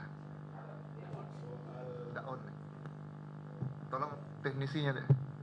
Ya. Yang pertama soal data dari kunjungan kami di SMP tahun lalu itu memang seperti dikatakan tadi itu datanya banyak yang sesuai, yang tidak sesuai dengan itu ya. Bahkan bayangkan ada yang di luar Sulawesi padahal tinggal di Makassar. Jadi dia itu terekam, ada yang sampai terekam di Malaysia tempat tinggal ya. Lucu kan ini Ya. saya tanya kenapa bisa begitu. Nah semua sekolah itu ada Pak.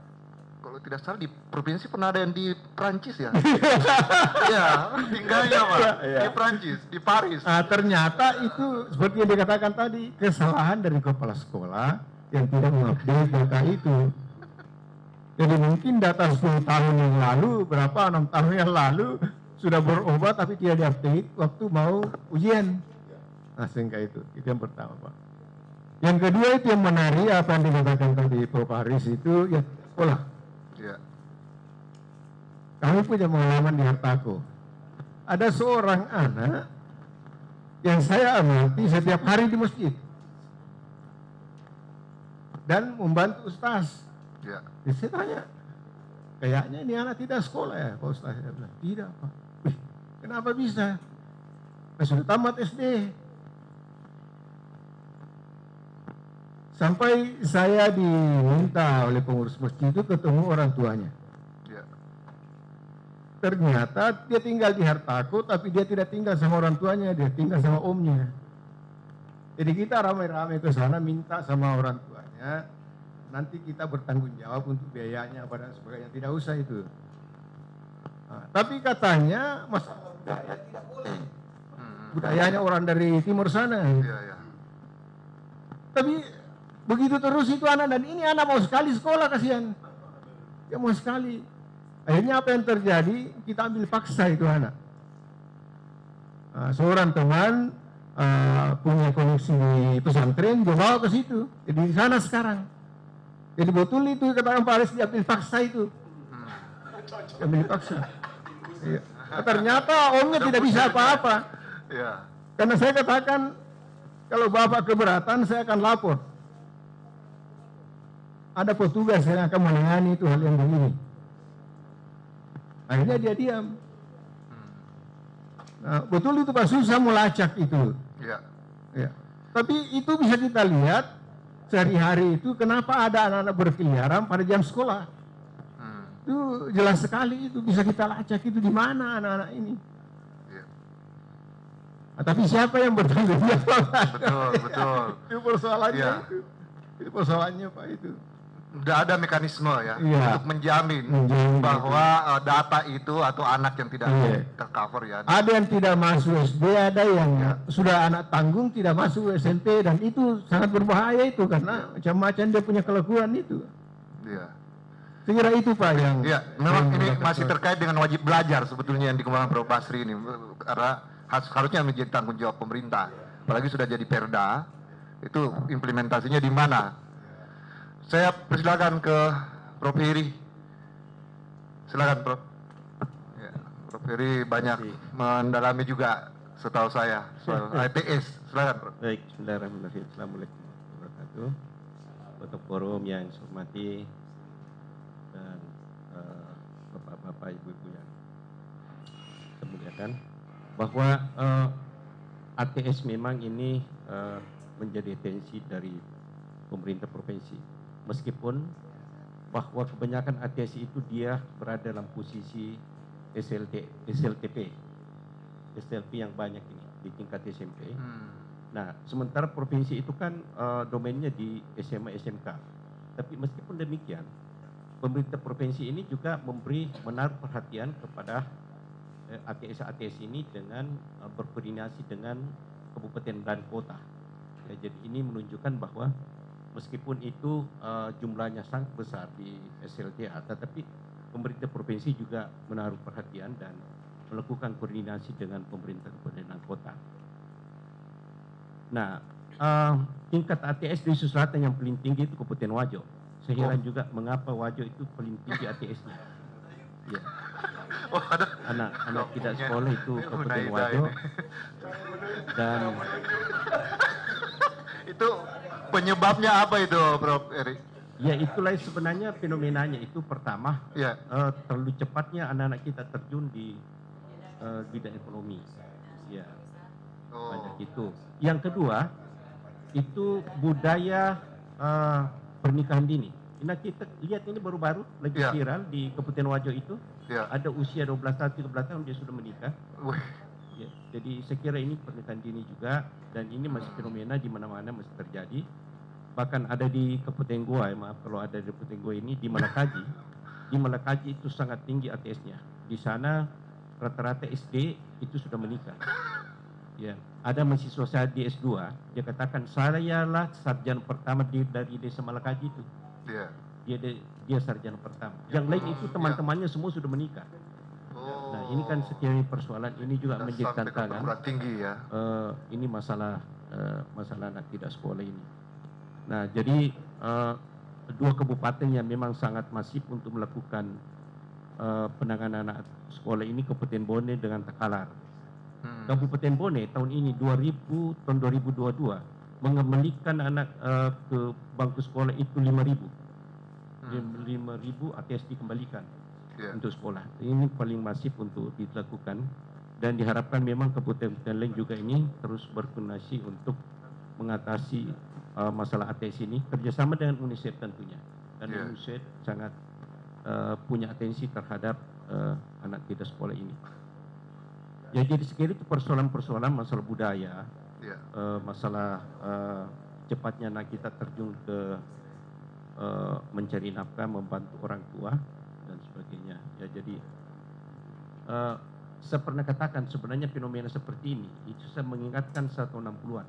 Ya, mungkin yang pernah merasakan 60-an itu orang diburu-buru di sekolah. Saya masih ingat sekali tahun 60-an. Ya, masa-masa SD dulu itu banyak orang yang diburu sampai sembunyi di rumah, tidak mau sekolah, ditangkap. Prof. Aris tadi harus menggunakan busa-busa. Ya, itu saya masih ingat sekali tahun 60-an itu. Waktu saya masih SD dulu, itu orang diburu-buru. Nah, ini anehnya pada abad 21 ini masih terjadi hal seperti itu. Ya. Nah, hal yang menarik sesungguhnya, karena memang pada umumnya ATS ini disebabkan karena faktor ekonomi. Tetapi ada suatu kasus yang menarik, justru menjadi antitesa dari faktor ekonomi ini. Pernah kami diskusi dengan staf ahli Bupati Malang. Ya. Jadi dia katakan bahwa justru di Malang ada suatu fenomena yang menarik di sana. Bukan faktor ekonomi yang menyebabkan orang menjadi ATS. Ya. Karena katanya di Malang itu pada umumnya itu di sekitar kampus dan sebagainya itu ada kos-kosan. Sehingga mereka berpikir, untuk apa saya kuliah, untuk apa sekolah? Orang tua saya sukses mengelola kos-kosan, lebih bisa berpikir untuk mengelola kos-kosan. Jadi bukan faktor ekonomi, sebenarnya dia sudah mapan. Sisa melanjutkan bagaimana usaha-usaha yang dilakukan oleh orang tuanya yang di kos-kosan. Itu yang menarik sekiranya yang disampaikan. Kami diskusi lama, diskusi dengan staf ahli Bupati Malang. Itu meskipun itu merupakan suatu exception, tetapi saya kira pada umumnya yang menjadi masalah itu karena faktor budaya, pernikahan dini, dan faktor ekonomi dan sebagainya. Ya, saya kira ini tentunya menjadi atensi bagaimana kita memberi supporting. Ada gagasan yang terkait dengan problem itu, apa yang perlu dilakukan oleh? Ya, Saya kira ini Pak Ketua, ini kabupaten kota memang harus punya inovasi. Saya beri contoh di Bone. Ya. Di Bone itu apabila dia berhasil mengembalikan anak-anaknya, kepala desanya itu diberi seekor sapi. Ya. Ya. Dia diberikan sebagai suatu apresiasi. Oh, rewardnya ya. Ya, rewardnya apabila dia sudah berhasil mengatasi ATS di sekolah itu dikasih seekor sapi. Ya, untuk itu. Ya, jadi ini sekira mudah-mudahan saja ini bisa. Ya. Setiap daerah ada inovasi untuk Ya, betul. seperti yang disampaikan tadi harus ada out of the box. Betul, ya. Bagi Itu saya kira. bagi setiap kabupaten kota. Lagi sekali meskipun ini rananya lebih banyak di SLTA SLTP yang merupakan domain kabupaten kota, tetapi pemerintah provinsi juga menaruh perhatian yang sangat tinggi terhadap penanganan masalah ATS ini dengan melakukan koordinasi, karena permunya kabupaten kota yang menjadi leading sektor itu di Bapeda. Di Bapeda ini yang banyak yang menjadi leading sektor penanganan masalah ATS. Saya kira ini persoalan-persoalan yang saya belum tahu bagaimana kondisinya di Kota Makassar. Ya, tapi saya kira ini bisa menjadi warning bagi kita semua bahwa ada fenomena ATS ini juga menjadi suatu hal dan butuh perhatian khusus bagi kita semua. Saya kira itu. Ya, saya kira sudah disinggung masalah sosiologis, masalah budaya, masalah ekonomi tadi yang dihadapi, dan tapi yang menarik tadi adalah penghargaan ya untuk mereka, apresiasi terhadap pelaku ya pendidikan atau pelaku pemerintahan untuk mengatasi ATS. Tadi disinggung Bro Paris itu kepala sekolah misalnya, lalu kepala desa ya yang disinggung Bro Heri, yang mungkin di tingkat kota kelurahan Pak. Karena sekarang kan banyak sekali ini di mana-mana kita dengar desa pendidikan. Nah, tapi apakah itu berjalan atau hanya sekedar kampanye kades doang, kampanyenya kepala desa supaya dipilih? Ini saya kira perlu benar-benar kita punya data di bawah ya soal itu untuk memastikan ya objektivitasnya.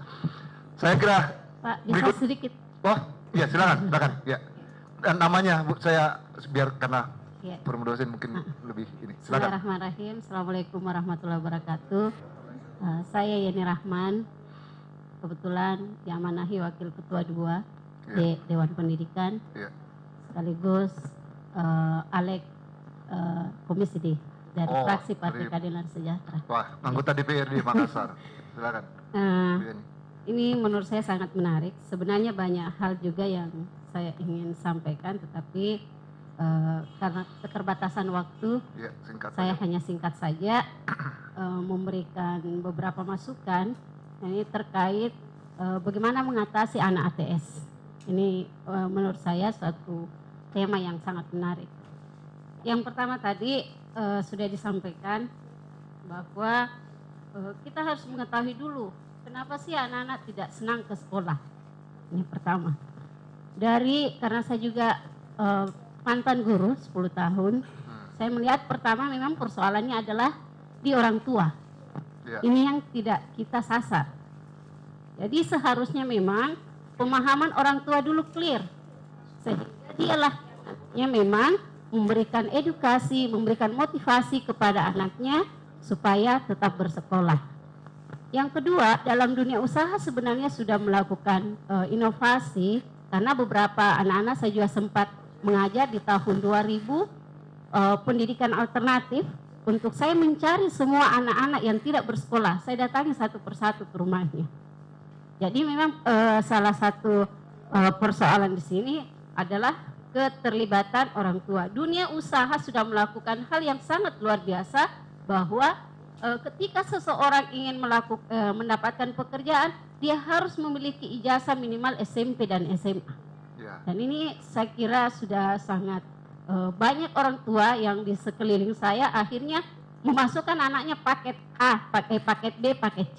Ini dalam dunia usaha. Selanjutnya memang kalau inovasi yang ingin dilakukan oleh pemerintah kota, membentuk satgas. Di tahun sebelumnya saya sudah sampaikan kepada Dinas Pendidikan, memang kita harus punya data. Siapa anak-anak yang tidak sekolah, dan data itu bisa kita dapatkan dari sekolahnya, dari SD-nya, dari SMP-nya. Tidak boleh ada tawar-menawar guru bahwa sudah lepas ketika dia melepaskan pengamatan itu. Jadi memang harus ada data, dan saya pikir saya selaku kapasitas nanti di DPRD akan mendesak kepada pemerintah harus itu diperhatikan. Ada satu Bu Yeni, Satgas yang dimaksud itu apa itu? Kalau ini kan kita melihat ya inovasi Pak Wali. Pak Wali kan banyak. Nah, di mana letaknya itu? Satgas Di distrik atau di DPR atau di mana? Satgas ini bisa langsung. di DPR, di mana namanya? Di wilayah tertentu. Dan saya melihat ada satu yang hampir saya lupa, bahwa memang harus ada kolaborasi, tidak hanya Dinas Pendidikan, karena saya tahu teman-teman itu punya keterbatasan dan banyak hal juga yang dilakukan. Yang sangat menarik ini adalah kolaborasi dengan Dinas Perempuan, karena inilah intinya. Dinas Perempuan. Iya, Dinas Perempuan mempunyai banyak pemberdayaan perempuan. Ya, ini dia harus kolaborasi di lapangan. Jadi Dinas Pendidikan memang tidak bisa bekerja sendiri. Kalau kita mau juga mencari ATS, kita berbicara juga tentang Dinas Sosial. Anjal yang belum terselesaikan hari ini, ini menjadi memang perhatian kita bersama. Baik. Jadi barangkali sementara itu. Ya, baik. Tadi ada dari Bunda ini soal perempuan tadi sebetulnya Bunda ya. Nanti mau ditanggapi. Oke, peran perempuan. Mau direspon? Iya, itu pemberdayaan. Oke. Iya. Nah, itu mungkin yang harus jadi masukan juga. Saya sebenarnya ada satu hal persoalan hukum Pak, yang mungkin perlu kita lihat ini. Ada di sini Prof Muin, ada juga Prof Ma'ruf ya. Belum ada temalinya kita lihat karena ini ada implementasi ya, aturan yang kelihatannya tidak jalan Pak. Baik itu Perda ataupun mungkin Perwali yang berkaitan dengan permasalahan di pendidikan kita. Sebelum ke yang lain, saya kira itu penting dulu karena ada misalnya Perda wajib belajar itu kan ada, Pak. Silakan Prof Muin. Silakan. Iya, silakan Pak.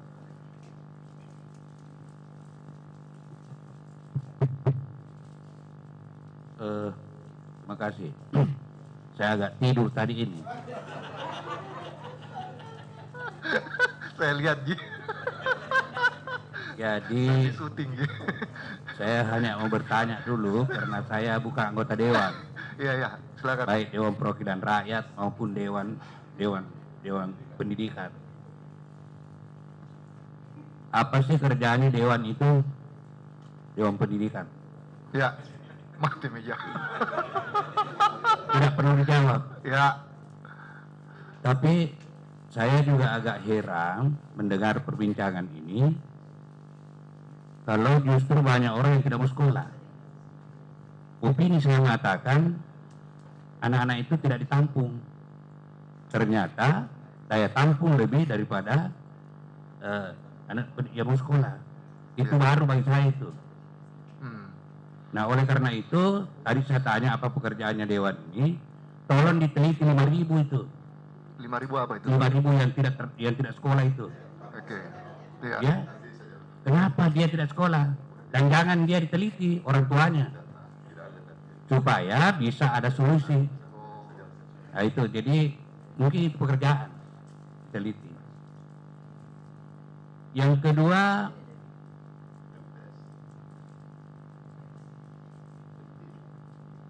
apa namanya? Mungkin juga terpengaruh oleh menteri kita. Menteri kita kan katakan ini kita masuk eranya gelar tidak diperlukan, ijazah tidak diperlukan, ini tidak diperlukan, ini tidak diperlukan.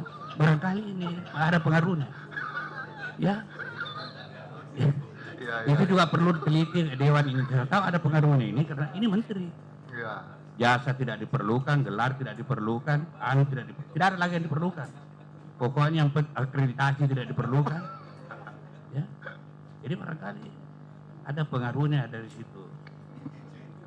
Nah, saya kira itu dan yang diminta ada Perda tidak berlaku.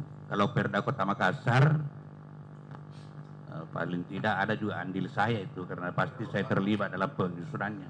Oke. Tapi kalau ada yang tidak berlaku, ya yang dicurigai adalah penyelenggaranya. Ya, tidak diterapkan. Maksud saya tidak diterapkan. Maksudnya tidak berlaku ini tidak dijalankan. Tidak diterapkan maksud saya. Ya, itulah tidak diterapkan. Tidak berlaku. Ya. Tidak diterapkan. Ya. Iya. Nah, tentu Perda itu asalnya dari Dinas Pendidikan. Ya. Nah, teorinya kalau kita mau membuat aturan harus ada keyakinan lebih dulu bahwa substansi yang kita rumuskan ini bisa dilaksanakan. Itu jadi kalau kita mau membuat aturan itu harus ada keyakinan lebih dulu bahwa ini bisa dilaksanakan, Karena itu di ilmunya mengatakan aturan apapun yang dibikin itu bukan daftar keinginan, tapi daftar kebutuhan. Nah, dalam praktek sekarang ini banyak peraturan yang muncul, perda apa segala macam, daftar keinginan menjadi proyek itu, ya, daftar keinginan untuk menerbitkan perda ini, undang-undang ini, ya, itu kan proyek, bukan kebutuhan, ya, keinginan yang membuat. Jadi itu kira-kira, jadi bisa juga dievaluasi kenapa dia tidak jalan, kenapa dia mesti harus yakini bahwa bisa dilaksanakan, karena teorinya mengatakan begini, dan teori itu bagian daripada ilmunya. Kalau ada aturan dibikin oleh pembuat aturan tidak diyakini bahwa bisa dilaksanakan, maka aturan itu akan kontraproduktif. Setiap aturan apakah produksinya? Aturan itu produksi untuk melahirkan ketertiban, keamanan, dan kesejahteraan.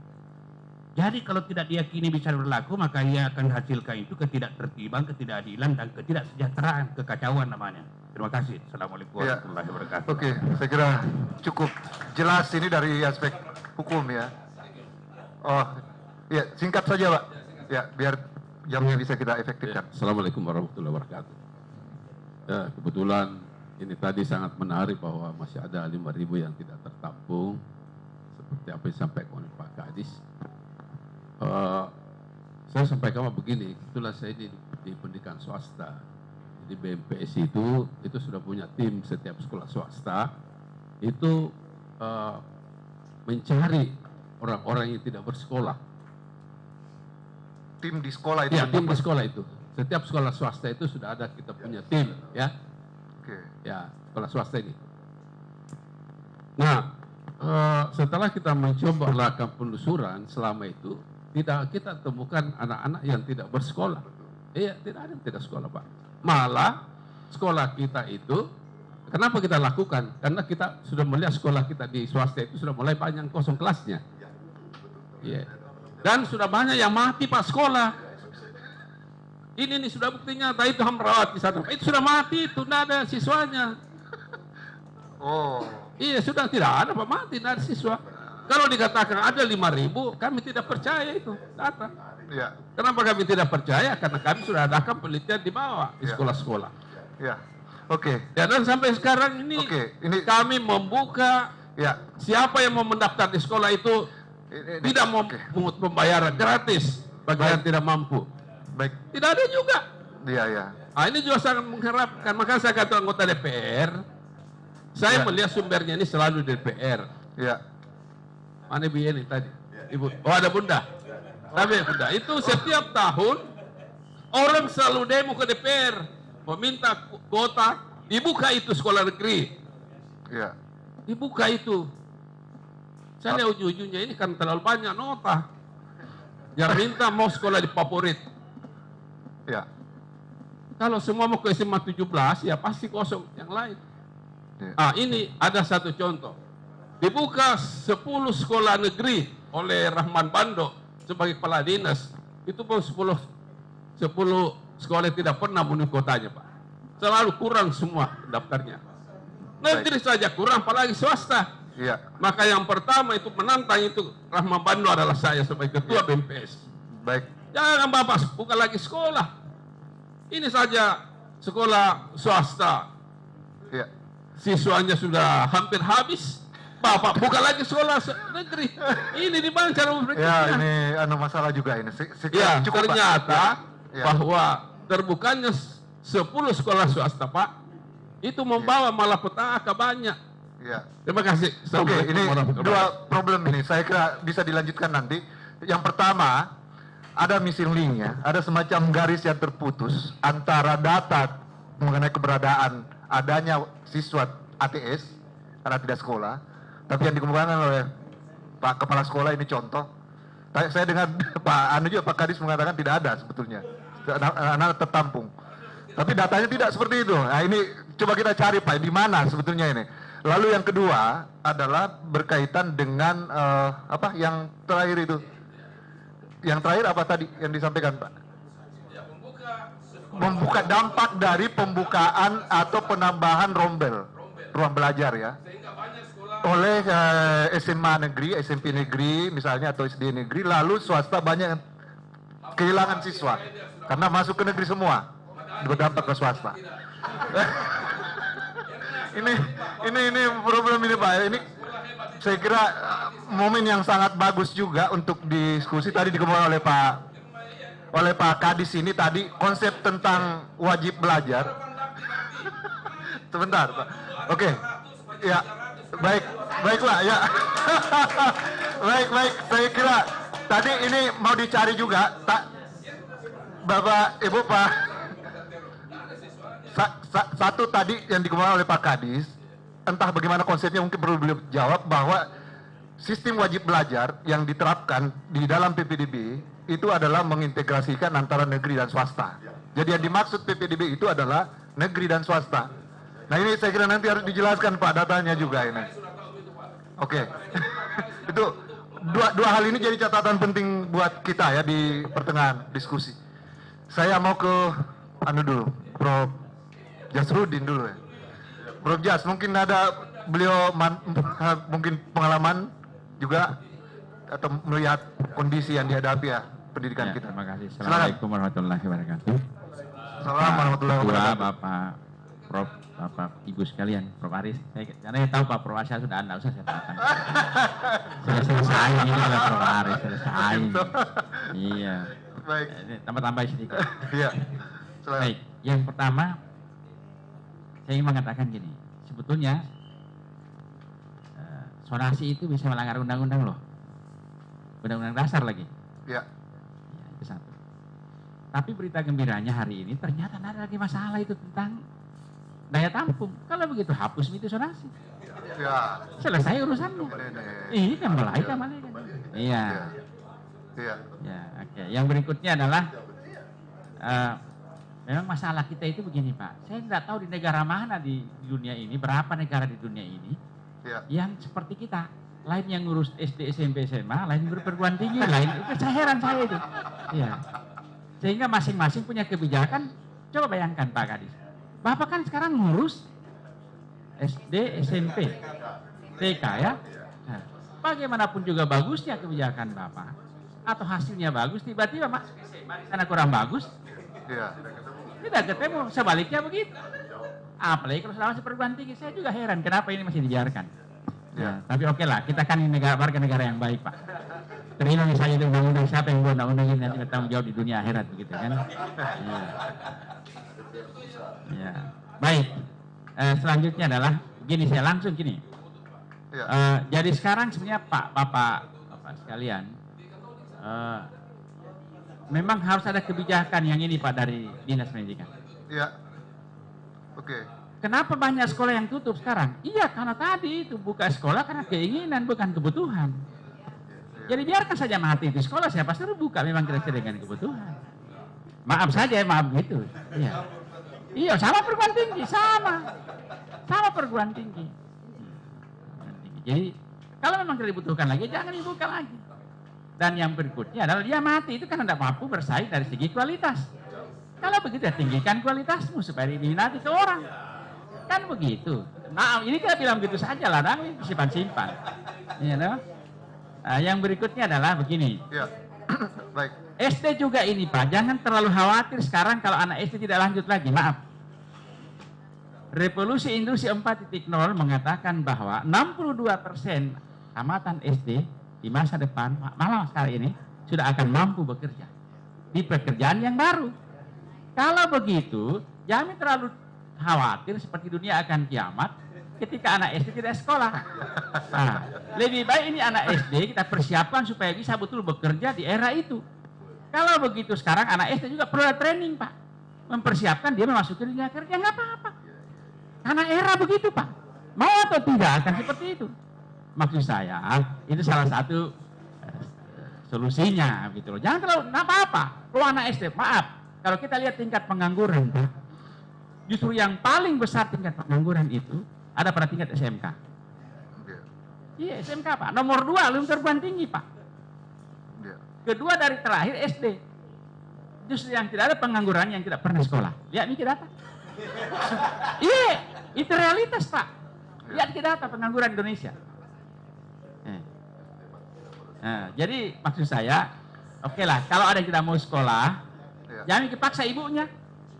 Nah, bilang nanti ibunya, siapa yang carikan siapa yang peliharakan kambingku di sana? Kalau anakku mau sekolah. Nah, itu kambingku tempat sumber kehidupan saya. Emang dia apa? Jadi maksud saya kita cari alternatif lain sekarang, Pak. Anak SD kita garap lagi supaya dia siap menyongsong era ini, bahwa dia mampu berkontribusi dalam hidupnya tidak sengsara amat. Yang berikutnya adalah sebentar, Prof. Jas. Ini ada kaitannya tadi dengan soal apa ya? Tidak perlu sekolah misalnya ya, lanjut SD. Artinya tidak perlu ada ijazah. Oke. Ya, apa ada kaitannya dengan? Maaf, keliru tadi itu pernyataannya Prof. Muin. Mas Menteri tidak mengatakan tidak perlu. Mas Menteri coba buka itu, Pak. Mas Menteri mengatakan era ini era di mana orang sarjana tidak menjamin untuk bisa bekerja. Itu Pak yang benar. Iya. Bukan. Tidak. Tetap ada ijazah dan sertifikat. Silakan. Malah saya bilang begini, Mas Menteri maksudnya begini. Iya. Perbaiki sekarang ijazahmu. Iya. Kalau kau benar perguruan tinggi, kau bisa bekerja. Iya. Jangan hanya punya semangat menghasilkan mahasiswa, ada ijazahnya tapi tidak mampu bekerja apa-apa. Yang terjadi sekarang kata Pak Gubernur, kenapa SMK itu menjadi pengangguran tertinggi, Pak? Iya. Karena gara-gara pekerjaan SMK diambil oleh sarjana. Karena sarjana itu mau bekerja dengan gaji SD. Ya, betul. Makanya, jadi kalau begitu maksudnya Mas Menteri perbaiki kualitasmu agar ijazahmu itu menjamin kamu bisa bekerja. Begitu makna kata-kata itu sebetulnya. Oke, terakhir. Baik. Supaya data kita sekarang di big data, Pak. Tapi kok data kita nggak beres? Masa ada anak SD alamatnya di Perancis? Kan lucu itu dong. Lucu itu. Bukan. Anu PPDB itu, karena salah di dalam menempatkan itu, menulis registrasinya. Pokoknya begini, data kita belum beres, Pak. Tidak ketemu itu data dari beberapa sumber. Bukan cuma di SD, Pak. Di perguruan tinggi juga begitu. Bukan Wikipedia dikti. Kita harus akui, data kita tidak valid. Padahal data itu di era ini harus menjadi sumber pengambilan keputusan. Karena datanya salah ambil keputusan, Pak. Nah. Oke, berikutnya gini. Ini yang mau saya katakan gini, Pak. Cocok tadi itu Pak Kadis, andaikan sekarang ini Kementerian Pendidikan khususnya di perguruan tinggi itu menjadikan tracer tadi menjadi salah satu indikator kinerja utama. Jadi kalau begitu sekarang SD, SMP, SMA juga harus ada tracer tadinya untuk memotret kemana itu alumninya. Jangan-jangan memang pada alumni SD sudah berdagang nih 2 tokonya. Kan anak itu teman yang sengkang tadi, teman disengkang tadi itu. Ya iya. Jangan-jangan dia di sana itu, Pak. Iya. Kenapa tidak? Kenapa kita marah kalau ada tamatan SD sudah punya toko 2 daripada sarjana tidak punya kerjaan apa-apa? Itu sebenarnya salah satu makna dari bahasa Mas Menteri itu. Artinya sekarang kita harus menciptakan generasi muda, pendidikan yang kita berikan menjamin dia untuk bisa bekerja. Sebetulnya itu. Jadi tracer tadi, Pak, ada pemotretan alumni dari SD dan seterusnya sampai ke nanti perguruan tinggi. Itu mudah-mudahan data kita akan tergabung. Kalau yang terakhir sekali, coba kerjasama dengan baik antara Dinas Pendidikan Kota Provinsi. Walaupun undang-undangnya mengatakan masing-masing punya kapling, mari kita sadar bahwa ternyata itu agak keliru. Makanya kepala dinas harus ada kolaborasi untuk melingkan semua program dan data antara itu. Terima kasih Pak. Assalamualaikum warahmatullahi Ini wabarakatuh. buat provinsi ya, satu catatan penting saya kira koordinasi antara provinsi dengan kabupaten kota itu salah satu solusi untuk mencari ya formulasi dari problem yang dihadapi. Tapi trace tadi itu kan di perguruan tinggi itu jadi syarat akreditasi yang bahkan ya mutlak gitu. Kalau di SD, SMP, SMA gimana itu? Dipersyaratkan juga ya. Nah harusnya ada dan itu sudah diterapkan berarti tidak jalan Pak di tingkat bawah itu, di tingkat sekolah. Karena buktinya banyak data yang kesimpan siur tentang data alumni ini. Ya itu kan baru konvensional itu karena ada IK-nya atau reuni, tapi validitas datanya saya kira masih perlu ya dipertanyakan karena buktinya tidak. Saya mau ke singkat saja Pak, saya mau ke Prof. Ma'ruf. Hanya kembali ke yang belum sekolah itu. Ya. Bagaimana caranya menangani? Sekarang Pak, RT dan RW itu sudah dapat gaji. RT pasti tahu di tempatnya siapa yang tidak sekolah. Setiap hari dia tahu. Jadi kalau ini diberdayakan RT dan RW pasti cepat tahu Pak. Ya. Baik. Ya, apalagi sudah digaji. Untuk apa dia digaji? Jangan urus sampah saja terus dengan selokan. ini gugatan ke distrik ini saya kira penting ya. Pak, cuma itu saja. Kalangan akademisi. Saya kira sebelum lanjut ke yang lain kita berikan dulu kesempatan. Tapi singkat saja Pak, dijawab yang penting saja. Ya, dari tadi saya mau bicara. Ya, sudah dari tadi ini mokok di saya ini Pak. Jadi begini Prof. Ngomong. Kita kembali dulu ke fokus ATS ya. Jadi kami waktu kemarin pertama ditugasi Pak Wali Januari kami laksanakan tugas, itu kami lihat Prof. Karena saya sudah juga bicara dengan statistik. Statistik itu menarik dari Davodik. Jadi pada saat kami masuk, kami minta operator printkan saya itu data Davodik. Dari situ terjadi anak yang tidak lulus, berarti ini kan ATS. Di mana ini anak? Setelah saya tanya, sementara saya bertanya, kok setiap pengumuman lulus 100%, dari mana datanya ini? Itu sampai ribuan, setiap jenjang sekolah. Ini yang sekarang, makanya saya Pak Prof, saya fokus dulu ini untuk menyelesaikan dulu ini Davodik. Karena ini barang, ini kita kerjanya ini, yang penting menggugurkan kewajiban, selesai tugas, ya upload terus, dia pernah diupdate. Jawaban singkatnya yang Pak Kadis mau katakan, tidak ada ATS ya? Iya, artinya ada Pak, ada yang, ya ada itu, tapi tidak sebesar apa yang kalau persentase. Ya. Pak Kepala Sekolah itu ada Pak. Ya. Kemudian terkait dengan itu, juga, terkait dengan ATS, kami juga kan ada pengaruh pandemi Pak. Kemarin itu di Mariso, daerah-daerah yang memang kelompok masyarakat, itu kasihan, ada kan kepala sekolah Pak ini punya sudah luar biasa karena sudah wajibkan mencari itu. Karena anak waktu proses pandemi belum, itu anak terdaftar. Tapi karena 2 tahun, maka dia pergi memulung. Ini alhamdulillah laporan teman-teman, jadi ada yang bilang, ada yang bikin juga hunter anak sekolah, pemburu anak sekolah, jadi itu anak yang ada dicari Pak. Jadi ada yang melaporkan sudah kembali 30, ada yang mendapat ini. Itu tim hunter itu di mana itu? Di Mariso Pak. Oh, Mariso, karena Mariso itu rawan. Kelurahan maksudnya? Tingkat sekolah Pak ini. Sekolah? Tingkat sekolah. Sekolah yang punya? Ya, sekolah. Kemudian yang kedua, tentu kami sepakat tadi, Prof, itu saya sudah pikirkan bukan lagi tingkat kelurahan. Jadi dalam tupoksi kelurahan nanti itu adalah salah satunya, dan kami sudah RT/RW ini nanti kami salah satu bagian tugas mereka, karena kami sudah keliling juga Prof, jadi kolaborasi nih. Kita tidak bicara, saya pakai kolaborasi dalam hal menyelesaikan masalah. Termasuk juga di sosial, saya alhamdulillah Pak Prof, jadi saya pengalaman kemarin itu karena ributnya di sosial itu BLT. Setelah saya mencoba membuka data, alhamdulillah 4 bulan saya ditugasi Pak Wali, itu saya hilangkan 80.000 Pak secoret.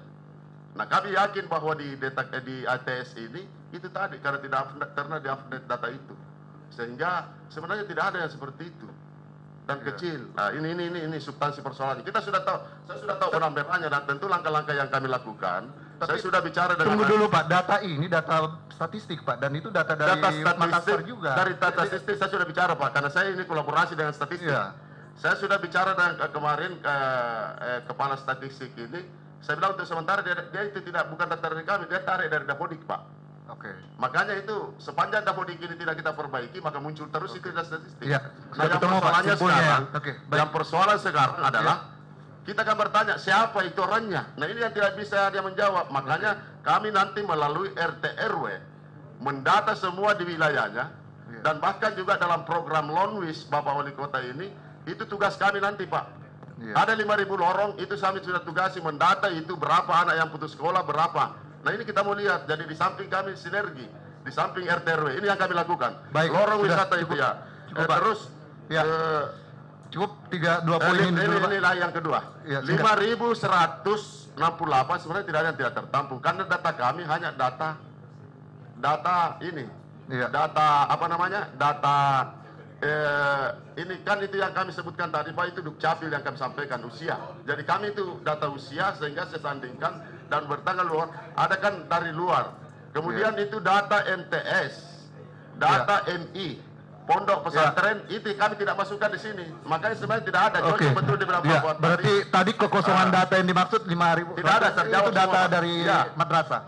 Bukan madrasah ini. Jadi kita asumsi bahwa di situ Pak. Karena kami tidak datang, karena tidak ada anak yang tidak sekolah. Masih harus dibuktikan kalau begitu. Ya insyaallah. Apakah itu benar madrasah? Jangan sampai ini madrasah merasa ada Prof Kazing ini yang punya madrasah. Tadi begini. Kemudian yang kedua. Baik, sudah. Ya, kemudian semua tertampung Pak. Jadi semua anak harus sekolah.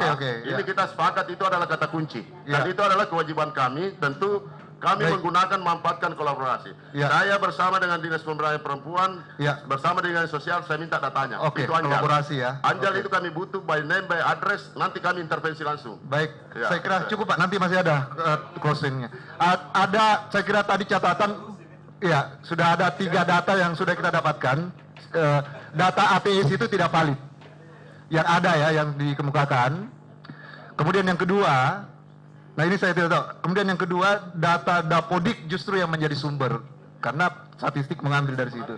Nah itu perlu digunakan. Kalau di perguruan tinggi apa namanya? PDPT, pangkalan data PDPT. Ya. Data-data seperti itu biasanya update-nya lama. PDPT kan kita selesaikan di tingkat universitas. Ya. Biasanya beberapa bulan baru update gitu. Iya. Oke, di perguruan tinggi ada PDPT. Iya. Saya singkat saja dari tadi Prof Ma'ruf. Silakan, singkat saja Prof, biar waktunya. Sekarang jam 12 lewat 5 menit. Terima kasih. Apakah paket A, B, C itu termasuk dalam ATS? Terakhir. Ya. Ya. Kalau tidak, saya pikir paket ABC hilangkan saja Pak. Karena konon bahkan ada lulusan sarjana yang tidak pernah ikut SD, SMP, SMA, lulus sarjana. Ya. Bahkan ada anggota dewan Bu. Iya, saya dipersoalkan. Ya, ada anggota dewan yang hanya menggunakan paket C untuk mendaftar sebagai registrator. Jadi apakah revolusi pendidikan yang dimaksud itu bahwa tidak ada orang yang harus sekolah semua? Saya khawatir ini disalahgunakan pengertian paket ABC. Saya mungkin orang yang tidak setuju dengan paket ABC, ya, karena ada memang apanya yang masalah di situ? Ada orang yang tidak pernah sekolah Pak, ikut paket C, ya, dapat sertifikat dan C, lulus, ya paket C, dan ya, jadi dan dipakai mendaftar untuk di perguruan tinggi dan lulus sarjana. Juga jadi pejabat ya? Iya. Apakah ini juga disalahkan ATS atau tidak? Terima kasih. Assalamualaikum. Oke, baik. Saya kira itu satu masukan juga. Sebentar semua di ini Pak. Saya ada Pak Rektor dulu. Kita dulu. Beliau pasti punya juga pengalaman apalagi memimpin universitas dan beliau di swasta. Iya. Oke. Terima kasih Pak Adi. Assalamualaikum. Ya. Assalamualaikum warahmatullahi wabarakatuh. Ya tentu kalau ditarik lagi sampai ke perguruan tinggi, datanya juga menggelisahkan perguruan tinggi. Karena di perguruan tinggi, yang lanjut ke perguruan tinggi dari SMA itu, menurut data statistik, lagi-lagi statistik, itu sampai hanya 46, sekitar 46%, tidak sampai 50%. Jadi pimpinan perguruan tinggi, kalau di Makassar ada 100 lebih perguruan tinggi di Makassar, jadi kita berebut itu dengan kurang lebih 50 sekian persen saja dari dari Sulawesi Selatan. Nah, yang kedua yang pertama sebenarnya yang saya mau sampaikan bahwa dari diskusi kita berarti kan memang persoalan data. Oleh karena itu yang perlu dilakukan adalah perapian data dulu. Dan memang mungkin Pak Kadis, memang seharusnya Pak Kadis lah yang punya upaya untuk betul-betul melakukan survei secara langsung ya. Jadi kita harus menggunakan data primer langsung. Jadi kita tidak perlu, karena kapan datanya masih begini, saya kira persoalan-persoalan itu tidak akan pernah selesai, selalu muncul terus. Nah, yang ketiga, tadi ternyata kan ada anak-anak dan ternyata cukup besar juga ya, dari PAUD, selesai PAUD belum sampai 7 tahun, katakanlah kurang 1 bulan atau 2 bulan. Kan kalau melalui PPDB kan secara otomatis tertolak mungkin. Iya. Oh bisa ya? Bisa dibawanya kalau dia kuota di situ pas dia tidak. Oh yang penting ada kuota di situ ya. Iya. Dan tadi kan jumlahnya ternyata ini mempengaruhi informasi yang disampaikan Pak Prof tadi, Prof Haris, mengenai APM-nya yang iya, partisipasi murni. Iya, partisipasi. Jadi kalau memungkinkan itu ya tentu menarik untuk apa namanya? Iya. Bisa selesai semua jadi masuk. Iya. Nah kemudian hal yang paling menurut saya terkait mungkin kita naik lagi sedikit ke mengenai pembiayaan karena selalu persoalan ini biaya. Persoalan anggaran bagaimana Pak? Saya kira belum ada yang menyentuh tadi itu. Nah saya kira undang-undang yang menyatakan 20% dana pendidikan itu perlu dicek betul. Sebenarnya yang dimaksud dana pendidikan itu seperti apa? Karena 20% itu, karena jangan sampai nah, itu yang perlu tetap diperjuangkan dan bagaimana implementasinya sampai kabupaten, kewajiban provinsi misalnya seperti itu dan kewajiban kabupaten kota. Iya. Nah kemudian yang terakhir dan mungkin perlu ada diskusi khusus. Menurut saya kalau dilihat dari yang berkembang tadi ternyata memang ada persoalan besar juga. Ya. Seperti Pak Prof Heri sebut Wajo. Karena kampungnya beliau ini Wajo Pak. Oke udah klarifikasi. Kebetulan kami bertiga ini Kemawa Pak. Satu kampung. Jadi memang mungkin ada kekeliruan kita dulu Pak. Ya. Selalu ketika saya juga sendiri waktu masih kecil itu selalu ketika mau ditunjukkan orang berhasil, yang ditunjukkan orang kaya, orang banyak uangnya. Tidak pernah kami ditunjukkan orang-orang yang berpendidikan tinggi. Nah sehingga ini persoalan yang mungkin perlu dilakukan kalau terkait dengan itu tadi. Nah terkait hal itu, memang mungkin perlu dicek kembali Prof Haris.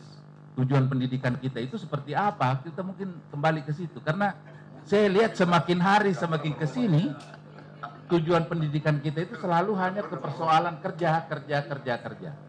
Menurut saya ini mungkin perlu diskusi yang lebih intens, lebih dalam. Karena jangan sampai kita terjebak karena kalau ini yang terjadi Pak, bisa saja sekarang anak-anak tamat SMP, sudah bisa bikin konten, sudah selesai, tidak perlu sekolah.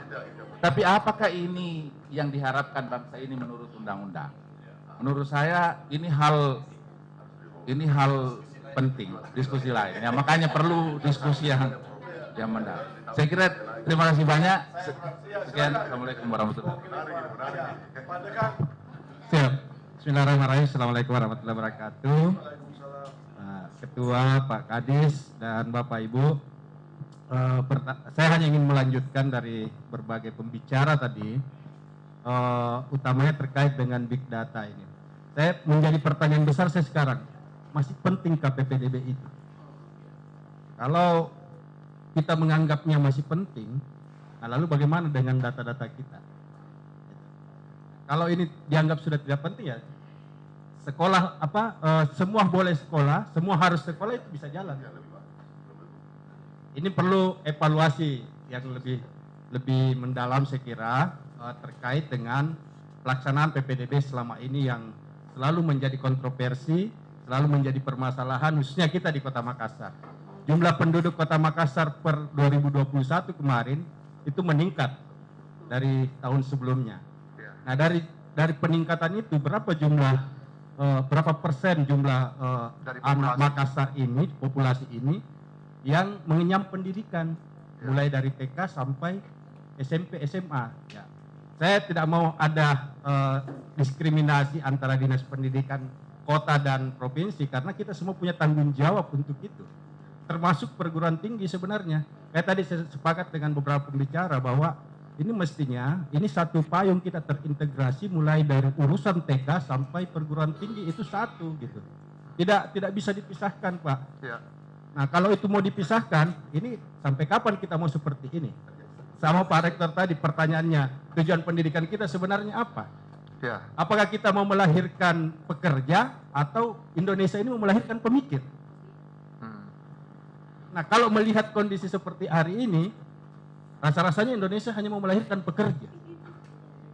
Ya. Bukan lagi akademisi, bukan lagi pemikir yang kita mau lahirkan. Ya.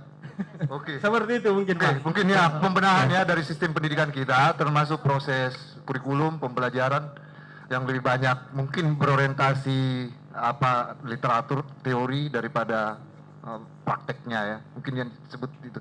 Saya persilahkan ke kita selesai 12.30 lah ya. Ya, singkat saja Pak, silakan 2 menit, 3 menit. Yang pertama Pak, untuk provinsi ini, ya, banyak guru yang mengeluh kepada saya. Saya mencetak anak-anak menjadi orang baik. Ya. Tapi ketika anak saya mau sekolah SMA, susah masuk. Olehnya itu, mohon kiranya Kadis Provinsi beri jatah 1% untuk anak guru masuk SMA SMK. Terima kasih. Baik. Praktis, oke. Ya, silakan Bu Naida. Ya, saya kira itu masukan juga. Baik, terima kasih Pak. Saya kira saya singkat saja. Ya. Terkait dengan kekhawatiran kita semua, pentingkah itu PPDB? Saya kira memang salah satu tugas kita adalah anggota masyarakat mengevaluasi sistem pendidikan. Apakah itu masih diperlukan atau tidak? Kemudian yang kedua Pak, karena ini Pak Kadis tentu terikat dengan adanya Permendikbud nomor 1 untuk melaksanakan PPDB ini. Jadi tentu saja pertemuan ini akan menghasilkan sebuah kesimpulan. Apa kesimpulan dari judul pertemuan kita terkait PPDB versus wajib sekolah. Jadi saya mungkin satu Pak Kadis, ini saya langsung ke Pak Kadis saja ya. Bahwa selama ini yang belum ada dan saya belum pernah lihat adalah tentang pemetaan karena di Kota Makassar ini ada 6 zona, kalau tidak salah ya Pak Kadis, ada 6 zona. Jadi adakah pemetaan dari Pak Kadis bahwa di setiap zona ini jumlah rumbelnya sekian dan ketersediaan anak-anak yang bisa zonasi itu sekian. Nah, karena kita dibatasi begini, di dalam Permendikbud nomor 1 itu disebutkan bahwa untuk zonasi 70% bagi SMA, 75% bagi SD. Kemudian untuk afirmasi 20%, untuk perpindahan 5%, dan untuk apalagi satu? Prestasi 5%. Nah, itu kan sangat membatasi, Pak. Tapi kalau kita punya apa namanya?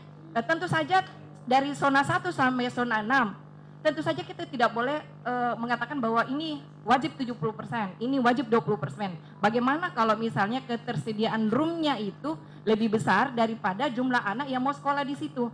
Bisa saja kita lebih fleksibel, begitu. Tidak apa-apa kita melaksanakan Permendikbud nomor 1 itu, tetapi mungkin teknis pelaksanaan di lapangannya itu kita lebih fleksibel, Pak. Saya kira seperti itu saja dari saya sih. Terima kasih. Oke, saya ambil poin evaluasi ya, pendidikan mungkin nanti menjadi satu posisi pendidikan kita. Implementasinya sebenarnya yang paling penting. Pak Firdaus, silakan. Pak Dekan. Pak Kasim terakhir. Prof Kasim biasa saya kasih terakhir. Silakan Pak Firdaus saja. Ya. Terima kasih. Assalamualaikum warahmatullahi wabarakatuh. Ya. Assalamualaikum warahmatullahi wabarakatuh. Moderator dan seluruh yang hadir. Saya poinnya 3 aja. Pertama tentang PPDB itu adalah orang yang diseleksi masuk sebuah institusi pendidikan. Kelompok kedua itu ada kelompok yang tidak tertampung. Nah, itu tadi pertanyaannya dikemanakan itu yang tidak tertampung. Dan yang ketiga ada yang rupanya tidak mau. Jadi stressing saya di Ada poin yang apa? ketiga, yang tidak mau sekolah. maksudnya. Oh ya. Jadi mungkin kaitan dengan wajib belajar, kita stressing di situ.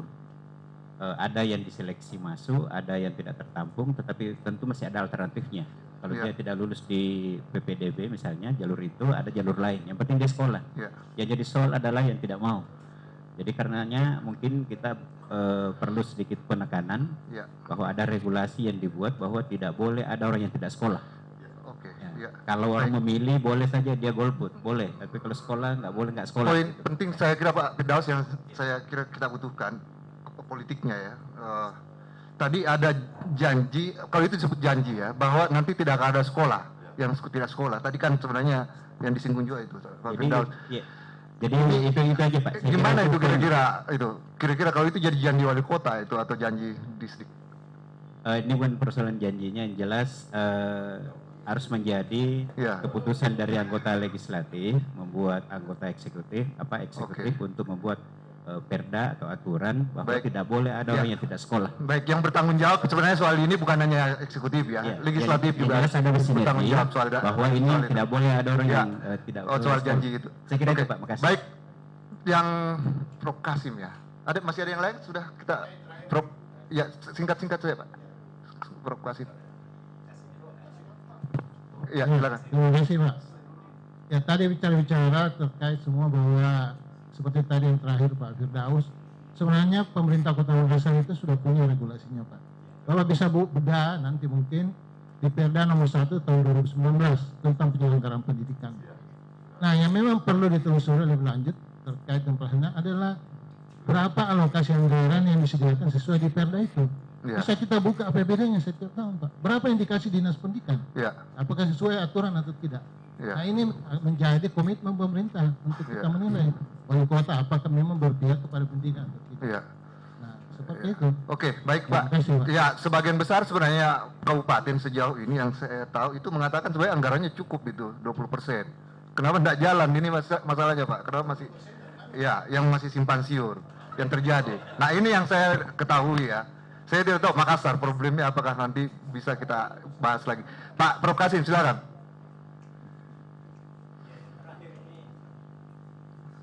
Jadi bingung juga ya. Ya silakan Prof Kasim ini punya pesantren. Beliau juga mengelola pendidikan ya. Hanya bicara tentang Makassar. Sementara saya sudah 3 tahun lebih berkutat di satu dusun yang bersentuhan dengan garis pinggir Makassar dan Maros. Goa. Saya di Maros. Dusun Mangempa. Di anak-anak situ bukan betul-betul kampungan, karena kalau ke BTP dia masuk kota. Penipa-nipa itu sudah kota. Terus ATS pagi sore sampai malam saya bisa lihat di sekitar saya. Pernah di pesantren kita 2 orang jadi ATS di situ tetangga. Yang benar kata bapak-bapak dan ibu, ada faktor budaya. Kita mau akademis, tapi jatuhnya menjadi akad nikah. Mau diapakan kalau budaya? Budaya, no? Ekonomi dan lain-lain. Soal anggaran ini sebenarnya swasta itu sebenarnya seperti penampung darurat Pak. Bolehlah pemerintah melihat itu sebagai penampung darurat. Muhammadiyah itu penampung darurat, itu darurat pribadi yang punya swasta begitu. Tapi jangan bukan sama sekali apa-apa dari pemerintah. Pemerintah bisa mengambil langkah mengamati swasta-swasta yang bagus, lalu mengucurkan dana ke situ. Misalnya di pesantren saya tidak mengatakan bagus. Pak Jasrudin itu donatur. Beberapa yang lain, karena saya mengemis dan mengedarkan di SMS, saya pengemis digital. Kan persoalan kita persoalan dana. Dia mau ke negeri, tidak mau di pesantren karena membayar. Yang kelas 3 ini Pak, yang taman. Banyak yang mau ke kota Makassar. Kenapa kok bisa? Pasti diterima Pak, katanya tidak ada sekolah sekarang tidak terima. Pasti di mana pun kita mendaftar pasti diterima. Di Makassar ya, begitu. Di mana-mana, di seluruh Indonesia. Oh begitu. Itu pesan orang tua masyarakat. Kita mau bilang apa? Menjelaskan tentang apa? Peraturan? Mana pikiran mereka cocok dengan peraturan? Mungkin dong. Ya. Mereka tidak Ya, provokasi maksud ekspektasi ya masyarakat itu sangat tinggi bahwa pasti diterima atau pasti sekolah. Biar kita beri argumen dan iya Pak diterima. Di mana sekarang berlomba. Iya. Betul. Kelasnya masuk. Iya. Tidak ada lagi yang mau menolak. Iya. Jadi menurut saya pemerintah dalam hal ini pusat. Iya. Kebijakan. Iya. 20% itu selalu kita diskusikan kemana sebenarnya ini dan pos-posnya itu kemana. Yeah. Ada pos dari Departemen Agama untuk madrasah dan pesantren, jadi kan sangat tidak mendukung untuk mengatasi masalah yang kita hadapi. Guru-guru itu harus digaji. Kalau guru pemerintah tidak apa. Saya dibonceng oleh Grab motor Pak dari pesantren ke Unismu. Supir Grab motor itu masih muda. Dia bilang pesantren enta itu tadi Pak. Iya. Dia bilang ini anak-anak kalau masuk negeri Pak bahaya. Kenapa bahaya? Jadi anak berandal. Itu anak muda. Itu image yang bagus tapi pemasukan pesantren yang meminta juga supaya gurunya pesantren dibayar. No. Maka kami mengemis kemana-mana. Ya. Yang kelas 3 mau masuk Pak. Ya. Ya. Kenapa mau ke Makassar sekolah? Ya, itu tadi alasannya. Kamu sudah berapa tahun di sini pesantren? 3 tahun. Kau kan tidak pernah bayar. Ya. Tetap kita makan. Ya. Ya saya kasih tahu begitu yang tidak membayar. Selama 3 tahun. Ya. Ya. Terus kalau kita tarik dari tadi, problem apa yang kita hadapi sebetulnya? Kebijakan. Kalau pesantren atau swasta dianggap wadah darurat bagi pemerintah, ya. Anggaran itu harus dikucurkan ke situ. Ya, intinya itu ya. Pesantren itu mengatasi infrastrukturnya, gurunya terutama. Terutama. Yang terakhir, soal ATS ini harus kita pikirkan. ATS ini kalau memang kita tidak bisa atasi, bisa jadi anak tuna sekolah.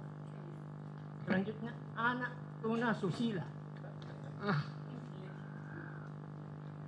Mudah-mudahan tidak jadi anak susila, tapi anak tuna sosial. Ya, ada dampak sosial. Baik, makasih. Cukup. Makasih banyak, saya kira sudah selesai untuk round table, tapi kita serahkan ke beliau-beliau di depan ini. Barangkali ada respon singkat saja dari Pak Hazairin. Terima kasih Pak atas kesempatannya. Provinsi, silakan. Sekali lagi kami dari Dinas Pendidikan Provinsi ingin mendudukan persoalan ATS ini. Betul, kami sepakat dengan yang disampaikan oleh Pak Kadis bahwa tidak bisa kita dudukan dalam ranah kewenangan, saya kira Pak Kadis. Kita dudukan ini dalam ranah tanggung jawab kita bersama gitu untuk mengatasi persoalan ATS ini. Pada momentum Hardiknas tanggal 1 Mei kemarin Pak izin melaporkan bahwa kami dari Dinas Pendidikan itu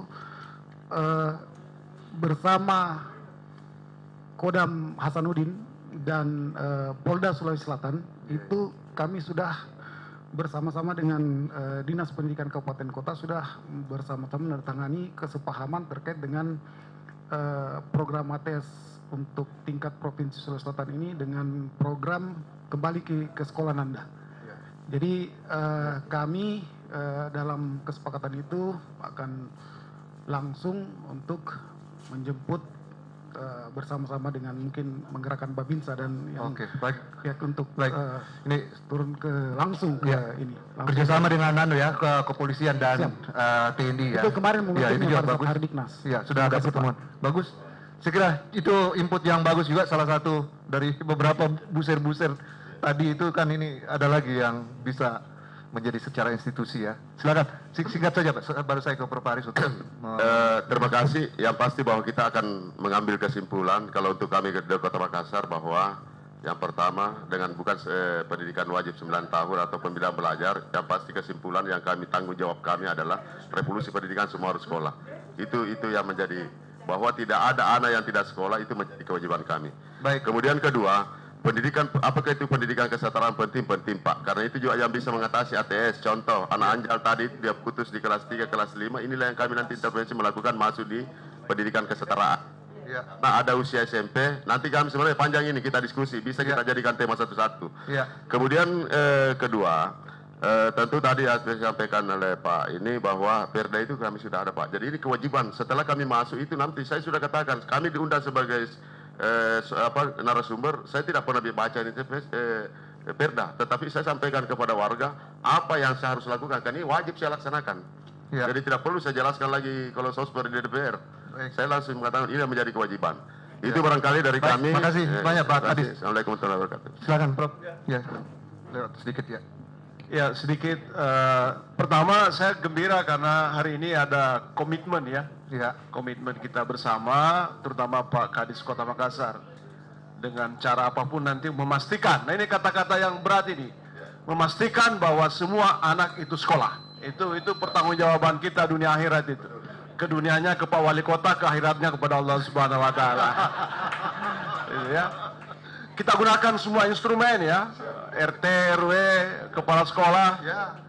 Dan untuk jangka panjang memang saya mengusulkan ada sistem pendataan kita yang jelas itu melihat kemana ini alur anak-anak kita ini sehingga terdeteksi mereka yang tidak sekolah itu ketahuan dalam sistem pendataan. Jadi supaya itu kita bisa yakinkan. Nah yang kedua saya juga senang karena ada titik krisis sebenarnya yang paling penting. Siapa yang bertanggung jawab terhadap anak SMA yang tidak sekolah? Iya karena siapa yang buser kita di itu? Kalau SMA, karena kalau kita selalu melihat dari sisi aspek kewenangan, bahwa itu SMA kewenangannya provinsi. Nah, jangan-jangan anak-anak yang SMA itu tidak pergi sekolah karena Kota Makassar mengatakan itu bukan wewenang saya.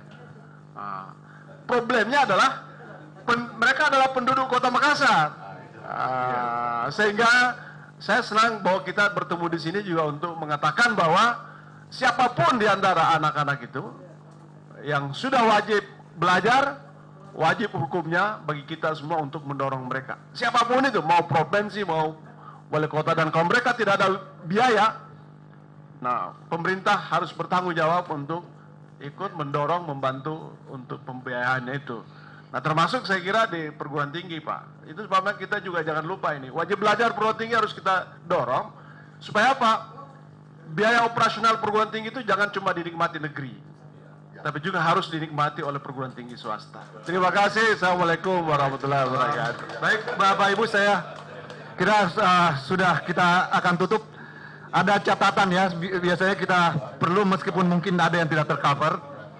Yang pertama, berkaitan dengan faktor-faktor yang menjadi penyebab ATS, termasuk pelaksanaan PPDB, dan juga berkaitan dengan wajib belajar, yang bersumber dari faktor masyarakat ya. Faktor yang dari segi sosiologis, dari segi budaya, dan dari segi mungkin juga bersifat dari pemerintah juga faktor ekonomi. Itu yang pertama. Kemudian yang kedua, ada masalah saya kira juga terkait swasta dan negeri ya. Ada yang kelihatannya perlu dicari, silakan barangkali ini jadi satu problem. Swasta di sisi lain merasa kehilangan ketika terjadi PPDB, pada saat yang sama PPDB berusaha untuk menampung dengan membuat rombongan belajar, rombel yang memenuhi, tapi ternyata ya, swasta dirugikan. Ini saya kira satu juga yang persoalan penting Pak, memang koordinasi dengan swasta. Kemudian yang ketiga, hal yang terkait dengan koordinasi ya. Koordinasi antar berbagai pihak, saya kira itu penting ya. Kolaborasi tadi yang dimaksudkan, sampai ke tingkat pembentukan satgas dan juga ya RT, RW dan menggerakkan ya. Yang keempat, soal tracer study ya, tadi juga sudah dikemukakan dari Prof. Jas ini. Saya kira itu juga penting untuk jadi catatan ya. Karena ada kaitannya, terutama bahwa masalah yang ada, ini problemnya saya lihat data ini, yang banyak menjadi sumber paling besar, paling serius dari seluruh persoalan yang kita bicarakan pada hari ini Pak. Semua ada dari data. Nah sekarang era data ini, revolusi industri ini. Oh, ya, sebentar. Betul, itu data. Saya kira itu perlu membenahi karena ya ada yang melihat bahkan ya tadi bahkan itu dapodik Pak, harus dibenahi benar-benar karena sumber dari segala kekisruhan itu data dari Dapodik yang tidak valid. Perlu dievaluasi, dan juga yang terakhir itu anggaran. Saya kira salah satu persoalan juga yang dikemukakan, komitmen anggaran 20% itu memang menjadi masalah besar. Kebijakan juga harus disertai dengan anggaran sehingga bisa berjalan dengan baik. Perda wajib belajar itu ya kebijakan, tapi kalau tidak ada anggarannya kan tidak jalan juga. PPDB juga tidak akan maksimal kalau tidak disertai dengan dukungan anggaran. Saya kira itu inti dari beberapa hal yang saya jadikan sebagai catatan, mudah-mudahan menjadi input. Sebenarnya dari pembicaraan dengan Pak Rudianto Lalo, Ketua DPR, nanti ada sebetulnya, nanti mungkin ada putaran sesi berikutnya ya, FGD lagi, tapi ada persoalan serius barangkali yang bisa menjadi lebih penting lagi dibicarakan di sesi mendatang. Cukup untuk diskusi kita pada ini. Terima kasih banyak Bapak Ibu atas partisipasinya. Saya ingin menyapa ke audiens kita yang ada di virtual, di Facebook. Terima kasih banyak sudah mengikuti acara kita juga di YouTube dan di Zoom. Mohon maaf kami tidak sempat memberi kesempatan karena keterbatasan waktu. Mudah-mudahan bisa mendapatkan manfaat lah buat kita semua dari proses diskusi ini. Terima kasih banyak Ibu Bunda, saya kira Ketua DPR juga yang mewakili, dan Ketua Dewan Pendidikan Kota Makassar ya, kerjasama kita, Dinas Pendidikan Provinsi Sulawesi Selatan, Dinas Pendidikan Kota Makassar, Prof. Aris Sunandar, Dewan Pendidikan Provinsi, dan juga dari Forum Dosen dari saya mengucapkan terima kasih banyak. Mudah-mudahan pertemuan hari ini menjadi berkah buat kita dan menciptakan perubahan untuk nantinya. Alhamdulillahirabbil alamin. Assalamualaikum warahmatullahi wabarakatuh.